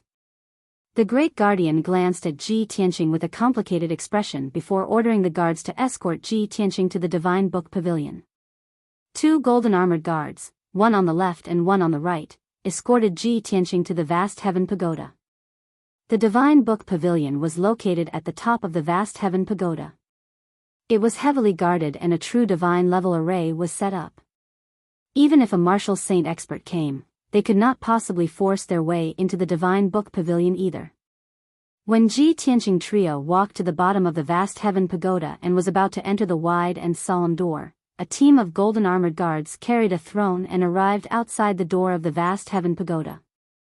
On the half-moon-shaped throne sat a little girl who looked like she was carved from jade. It was Jiao. Ji Tianqing trio stopped in their tracks. The 2 golden armored guards hurriedly knelt down and bowed to Jiao. Jiao waved her hand, indicating for the 2 guards to retreat for the time being. She looked at Ji Tianqing with a somewhat complicated expression. With a calm tone, she warned, "Tianqing, I can only help you up to this point. I know that the God Disciple examination in half a year is very important to you. In this half a year, you can stay in the Divine Book Pavilion and work hard on your cultivation. Ji Tianqing naturally knew that Jiao punished him to clean up the Divine Book Pavilion as a special favor to him. He nodded to Jiao and said with a sincere tone, Jiao, thank you for helping me so much. Jiao was still a little worried. She warned again, Tianqing, since such a thing has happened in the vast heaven pagoda, I must return to the divine country to resolve this matter. The great guardian is a fair and strict person, and even a little unreasonable. After I leave, I may have to wait for a few months before returning. In this half a year, try not to go out. Just stay in the Divine Book Pavilion and don't have any conflicts with the great guardian. Ji Tianqing nodded with a calm expression and did not say anything. As for the truth of the matter, only he knew in his heart. Previously, he had already reprimanded the great guardian in front of everyone. At this moment, he did not want to explain anything. After that, Jiao bid farewell to him and left on the throne. 2 golden armored guards brought Ji Tianqing into the vast heaven pagoda. The interior of the sacred and lofty vast heaven pagoda was also very solemn. The hall was vast and magnificent. Normally, the vast heaven pagoda's doors were always tightly shut. It was rarely opened. All the god disciples and candidates were not allowed to enter without orders and permission. The first and second levels of the divine pagoda were spacious and bright halls. There were rows of black stone doors in the surroundings. Every stone door was tightly shut. Mysterious and profound arrays were carved on it, as well as various special patterns. Different names were written on the lintel of the doors. For example, Small Spirit Sky, Pure Jade Sea, Lava World, Ancient Desolate Desert, and so on. Ji Tianqing roughly glanced at it. He felt puzzled and secretly guessed, could it be that behind those stone doors, there are secret rooms with different environments? Or could it be that every stone door has a passageway that leads to different alternate spaces? After 15 minutes, the 2 golden armored guards brought him to the 5th level of the vast heaven pagoda. The 5th and 6th levels of the divine pagoda were the sacred divine book chambers. There were thousands of ancient books, ancient records, and secret techniques. The 2 golden armored guards handed Ji Tianqing to a white-haired old woman in a black robe and long skirt. After explaining the situation, they left. This black-robed old woman looked to be white-haired.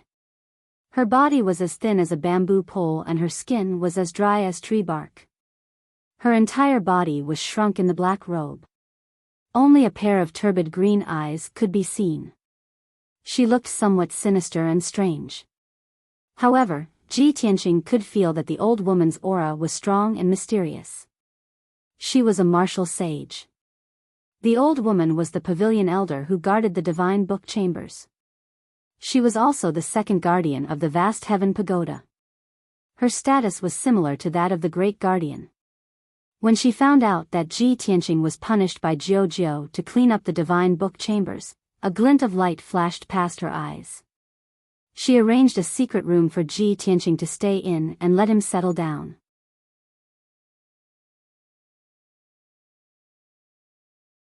Chapter 15:10. Although the Divine Book Pavilion is the core of the Clear Sky Pagoda, and there are over 18 million ancient books and records stored within. But cleaning the Divine Book Pavilion is an extremely easy task. Normally, very few people enter the Divine Book Pavilion, and this place is protected by an array, so it is impossible for dust to accumulate here. The second guardian's voice was deep and hoarse, as he slowly explained the situation to Ji Tianqing. Normally, you just stay in the secret room, and don't bother about those books. Go there every day to check which books are not placed properly, and just place them properly. If some books are too old and need to be repaired or rewritten, you can bring them to me. When she spoke, she was like an old bellows, as if she could stop breathing at any time, and occasionally she would cough a few times. Ji Tianqing listened quietly, and when she finished, he opened his mouth to ask, "If there is nothing else, then I will take my leave." "Wait a moment." The second guardian waved his withered hand, and warned in a low voice, "The Divine Book Pavilion is divided into 2 levels, and you can only move around the 5th level. Without my permission, you cannot enter the 6th level. Ji Tianqing knew that the 6th level definitely hid important secrets, or top secret techniques, so he could not casually enter. He nodded his head to show that he understood, and cupped his hands to bid farewell to the second guardian, before turning around and returning to the secret room. The second guardian looked at his departing figure, and a strange glow flashed across his muddy old eyes. This kid was actually punished by the young highness, seems a little interesting. She had guarded the Divine Book Pavilion for over 1,000 years, and had long been used to this kind of quiet and dull life. Darkness and loneliness had accompanied her for many years, causing her to grow old, and there was not the slightest bit of life in her body. In these 1,000 years, she had spent 90% of her time alone, hiding in the darkness. Now that someone had come to the Divine Book Pavilion, and had to stay here for half a year. In the next few months, she should not be lonely and dull. In reality, it was not that Ji Tianqing was not interested in the Divine Book Pavilion. At this moment, the things that had happened before kept replaying in his mind. He only wanted to enter the secret room as soon as possible, and quietly think for a while. There were no furnishings in the gloomy secret room, only a futon made of spiritual jade. Ji Tianqing sat cross-legged on the praying mat and closed his eyes to meditate. Soon, he calmed his mind. When his mind and spirit became one, the image appeared in the depths of his soul. They were still high up in the sky, at the peak of the vast sea of clouds. Martial god Taihao and Kenshin stood proudly in the air and talked to one another.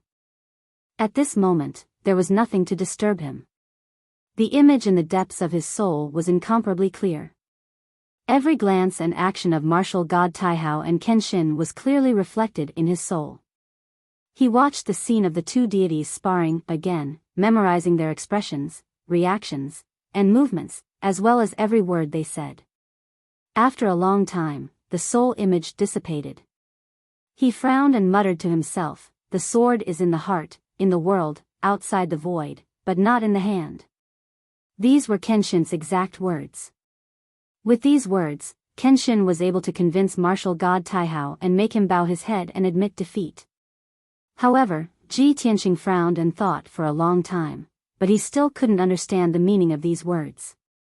He also couldn't understand why martial god Taihao would willingly admit defeat and respect Kenshin so much after hearing these words.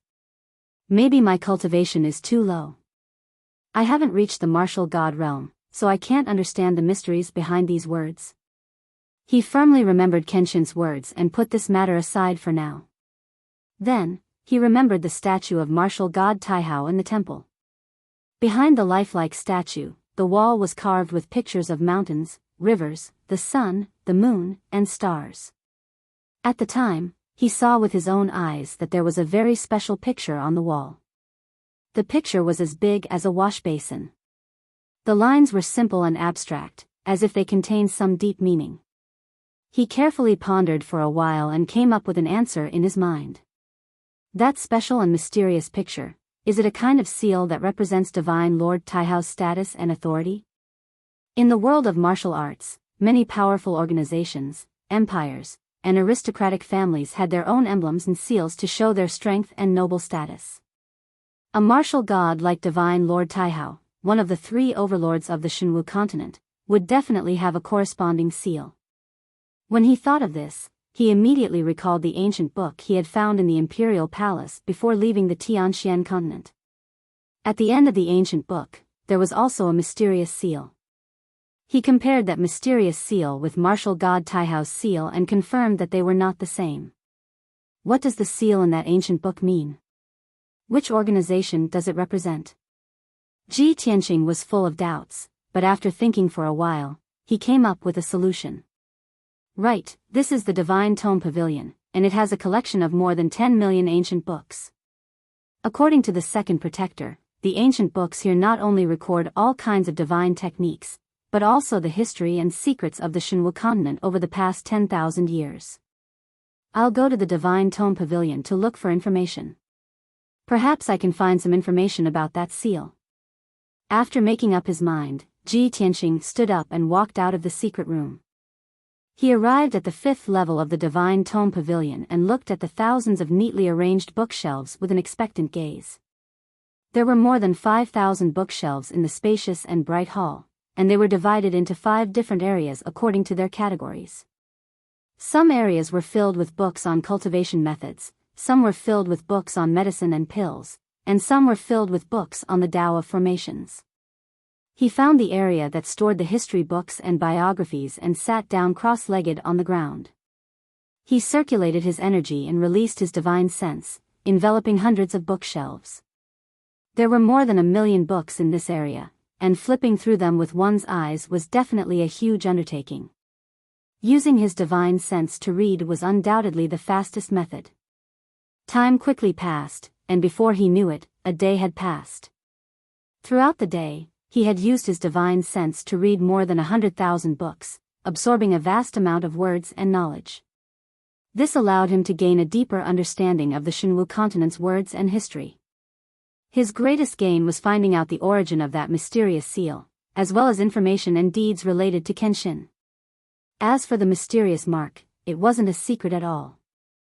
This was because that mysterious seal was the insignia of one of the 3 overlords of the Shenwu continent, the Luoshui martial god. After understanding this point, Ji Tianqing's doubts were easily resolved, and a huge rock that had been hanging in the air was lifted.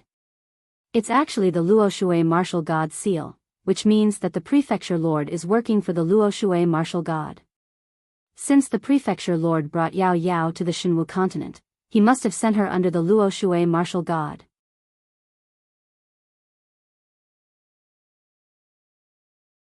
Chapter 1511.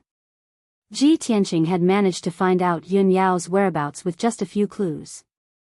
Although he could not see Yun Yao for the time being, he believed that there would be results in half a year. In this half a year, what he needed to do was to frantically increase his strength. When he had checked the mysterious imprint, he had used his consciousness to scan hundreds of thousands of ancient books. These books recorded the history of Shenwu continent, as well as the events of the past few thousand years. There were thousands of history books that mentioned Kenshin's deeds and news. Ji Tianqing calmed down and recalled the contents of these books. He quickly sorted out his thoughts. He also had a clearer understanding of the sword god's life and the various legends and deeds he had done. 1,580 years ago, a mysterious white-robed youth had appeared on the Shenwu continent. At that time, he had been a nobody, and he had been alone. He wore a white robe and a pair of cloth shoes, and he held an ancient, pitch-black sword as he walked the world. No one knew where he had come from, and no one knew where he had gone. His cold arrogance and loneliness seemed to have been innate, making it impossible for anyone to approach him. His first battle was the battle that had made him famous. The top youth genius of the Misty Flow Empire, a powerhouse at the 9th level of the primordial spirit realm, had been defeated by a single sword strike at the peak of the imperial city. His unfathomable and transcendent swordsmanship caused many experts to exclaim in admiration. In a short 3 years, the white-robed youth had appeared in a neighboring country. 2 Tribulation Realm powerhouses had led many primordial spirit powerhouses to besiege him.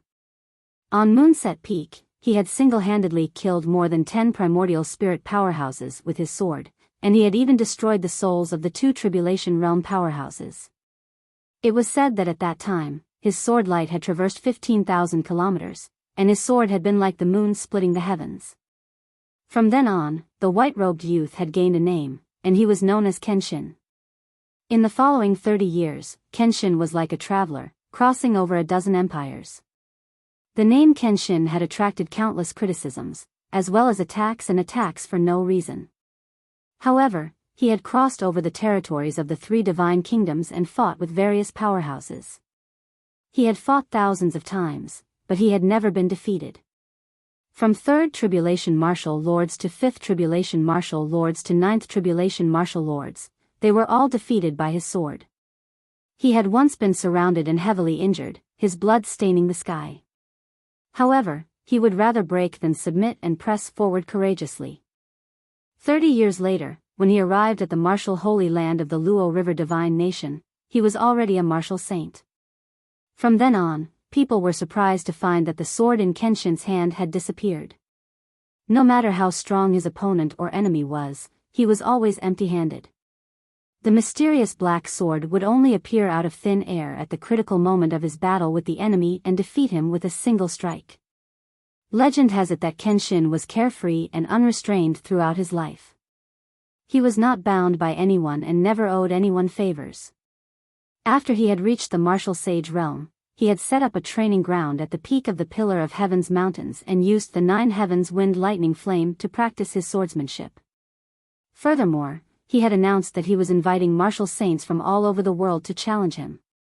In just 20 years, he had defeated more than 30 martial sages and had never been defeated.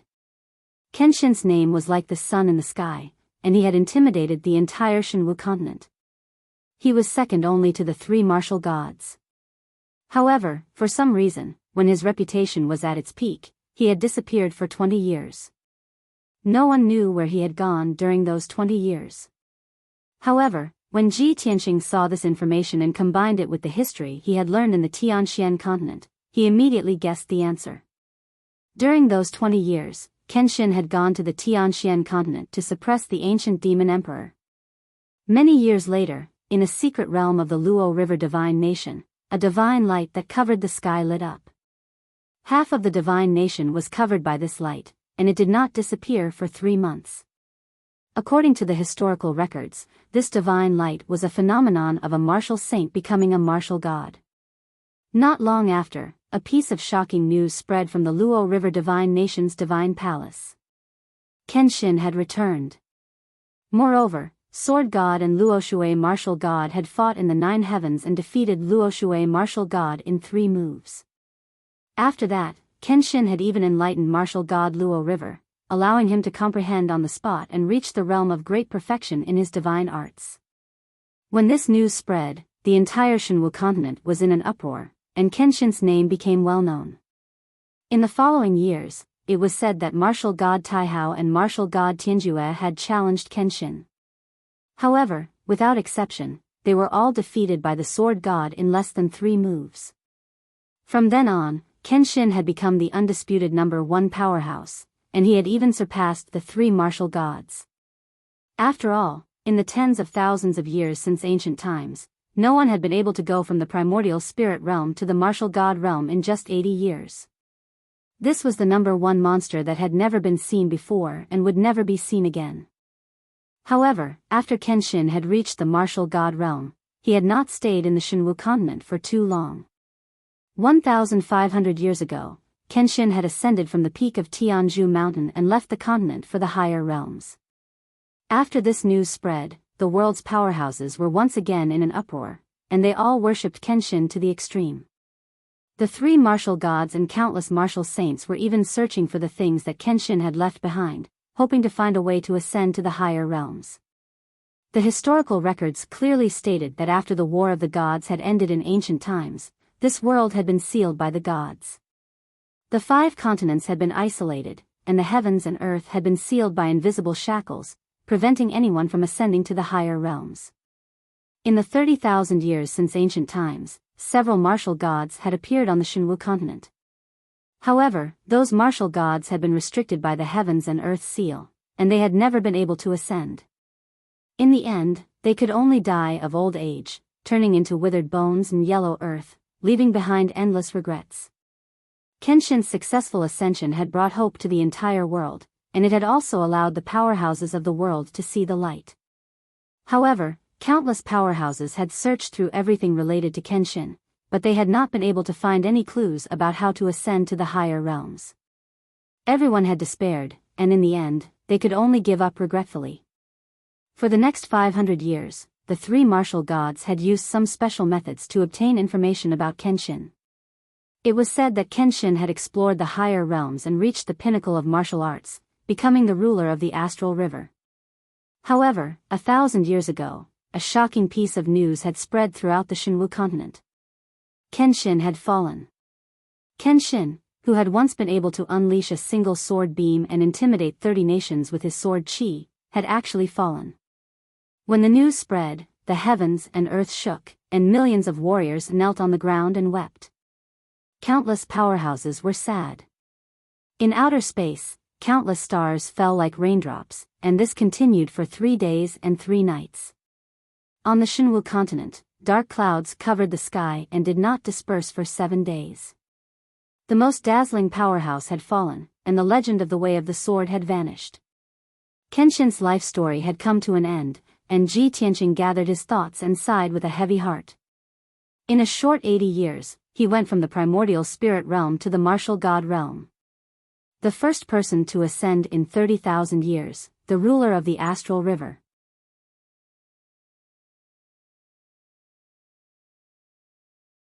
Chapter 15:12. Time passed silently. The following month passed in complete silence. Only Ji Tianqing and the second enforcer remained in the Divine Tome Pavilion.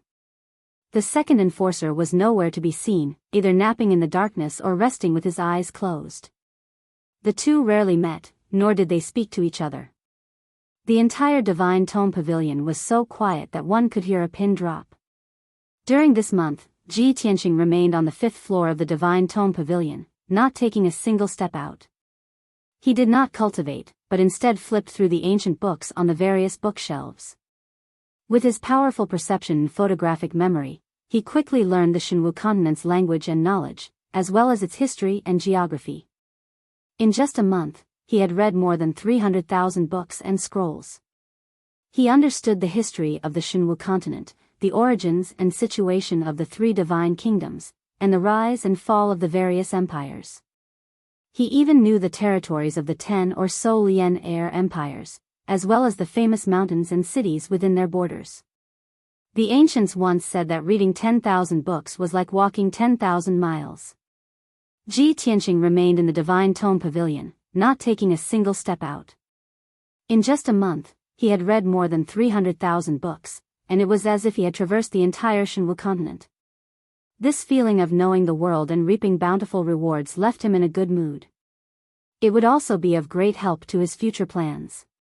At the very least, he would know where the Luoshui Divine Kingdom was and where the sacred land of martial arts was. If he left the Clear Sky Pagoda and went to the Luoshui Divine Kingdom to find Yunyao, which route should he take? Early in the morning, Ji Tianqing stood in front of the bookshelves as usual, quietly flipping through the books. The ancient black book in his hands was called Travels to the North, and it contained some records about the Pillar of Heaven. Just as he was engrossed in reading, a thin figure wrapped in a black robe silently appeared beside him. Under the loose black robe, half of the person's shriveled old face was revealed. She had a lock of white hair and a pair of turbid green eyes. It was none other than the black-robed old woman, the second protector. She glanced at the ancient book in Ji Tianqing's hand and couldn't help but frown. She opened her mouth and said, "Kid, for the past month, you've been reading books without sleep or food. This is a good thing. But, why don't you read all those supreme martial arts and secret skills? Instead, you read those useless history books and travel books all day long." Ji Tianqing was awakened by her voice. He turned to glance at her and nodded in greeting. Seeing his calm and indifferent look, the second guardian was a little angry. He said in a low voice, "Do you know how many gods' disciples and experts dream of entering the holy land of martial arts? There are millions of books on the bookshelf. You just have to pick a few to cultivate and it will benefit you for life. You little brat, you've wasted the young highness' good intentions and cultivation. You're actually so ignorant and ignorant. You're really disappointing." Her voice was low and hoarse. She looked at Ji Tianqing with eyes full of disappointment, as if she expected better from him. Ji Tianqing slowly closed the black ancient book and raised his eyebrows as he looked at the second guardian. He pointed at the bookshelves that stored the cultivation method manuals and asked, "Second guardian, are you asking me to read those cultivation method manuals?" "Humph, you know the answer. You're really a rotten wood that can't be carved." The second guardian looked angry and snorted with displeasure. Ji Tianqing shook his head and said indifferently, "Those cultivation method manuals are all mediocre. There's no need to look at them." "What?" The second guardian frowned and stared at him. A touch of anger flashed in his sharp eyes. What an arrogant kid. You really don't know the immensity of heaven and earth. It's a pity that the young highness' efforts have gone down the drain. In the second guardian's view, Ji Tianqing was not only a piece of rotten wood, but also an idiot who didn't know what was good for him. She didn't want to argue with Ji Tianqing. She just felt that it was not worth it for the young princess. However, she didn't think that Ji Tianqing was telling the truth. The books in the Divine Book Pavilion were indeed worthless to him. There was no need to waste time looking at them. Compared to the Heavenly Book Pavilion in Kenshin's tomb, how could the books here be considered worthless? They were simply rubbish. In this Divine Book Pavilion, the only books that Ji Tianqing found useful were the history books and geographical travel notes. After a moment of silence, the second guardian's anger gradually subsided. She said coldly, "Just now, a guard came to report that the envoy of the White Knight Empire had escorted a batch of books to the foot of Mount God Bestowment. You immediately rush down the mountain to receive the books from the White Knight Empire and bring them back to the Divine Book Pavilion." Ji Tianqing had already stayed in the Divine Book Pavilion for a month. He knew where the 10 million books came from. The 6 empires had been collecting all kinds of books to offer to the Clear Sky Pagoda regularly. After countless years of accumulation, the books in the Divine Book Pavilion could reach such a scale. Okay. Ji Tianqing put down the black ancient book, cupped his hands to the second guardian, and turned to leave. He calmly left the Divine Book Pavilion, walked out of the Clear Sky Pagoda, and flew down Mount God Bestowment. He knew that Mount God Bestowment was the holy land of martial arts of the Clear Sky Kingdom.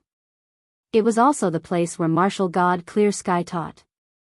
The people of the 6 empires could not casually approach this holy land. Without the permission of the Clear Sky Pagoda, no one could ascend Mount God Bestowment. Otherwise, it would be an affront to the authority of the Divine Master and would be severely punished. The envoy of the White Knight Empire could only wait at the foot of Mount God Bestowment. He was not qualified to ascend the mountain. At the foot of the steep Mount God Bestowment, there was an open space with a radius of 10,000 feet. This open space was relatively flat, and the ground was paved with white marble, forming a small square. There was a huge stone tablet erected in the square, and the words Mount God Bestowment were engraved on it. In addition, there was a line of small red words on the stone tablet. It said, "Holy Land of Martial Arts, no trespassing." Usually, if the warriors and commoners of the 6 empires wanted to make a pilgrimage to Mount God Bestowment, they would come to this square to pay their respects to Mount God Bestowment. At this moment, there were 2 majestic middle-aged men in black armor in the square. Both of them were burly and had a dignified aura. They were dressed like generals. The man on the left had thick eyebrows and big eyes. He was at the 9th level of the Essence Soul Realm. The man on the right had a thin face. His eyes flickered with a sharp aura. His strength was at the 1st level of the Tribulation Transcendence Realm. The 2 of them stood side by side in the square, looking up at the sea of clouds above. Their expressions were grave. While waiting, the 2 of them were secretly discussing through voice transmissions. "General Du, we are under the Sage Emperor's orders. We are taking the opportunity of paying tribute to the book collection to come to the Clear Sky Pagoda to find Ji Tianqing. We are waiting for an opportunity to snatch the Burial of Heaven sword. This plan was originally flawless, but we can't even ascend Mount God Bestowment. What should we do? Deputy General Li, don't be anxious.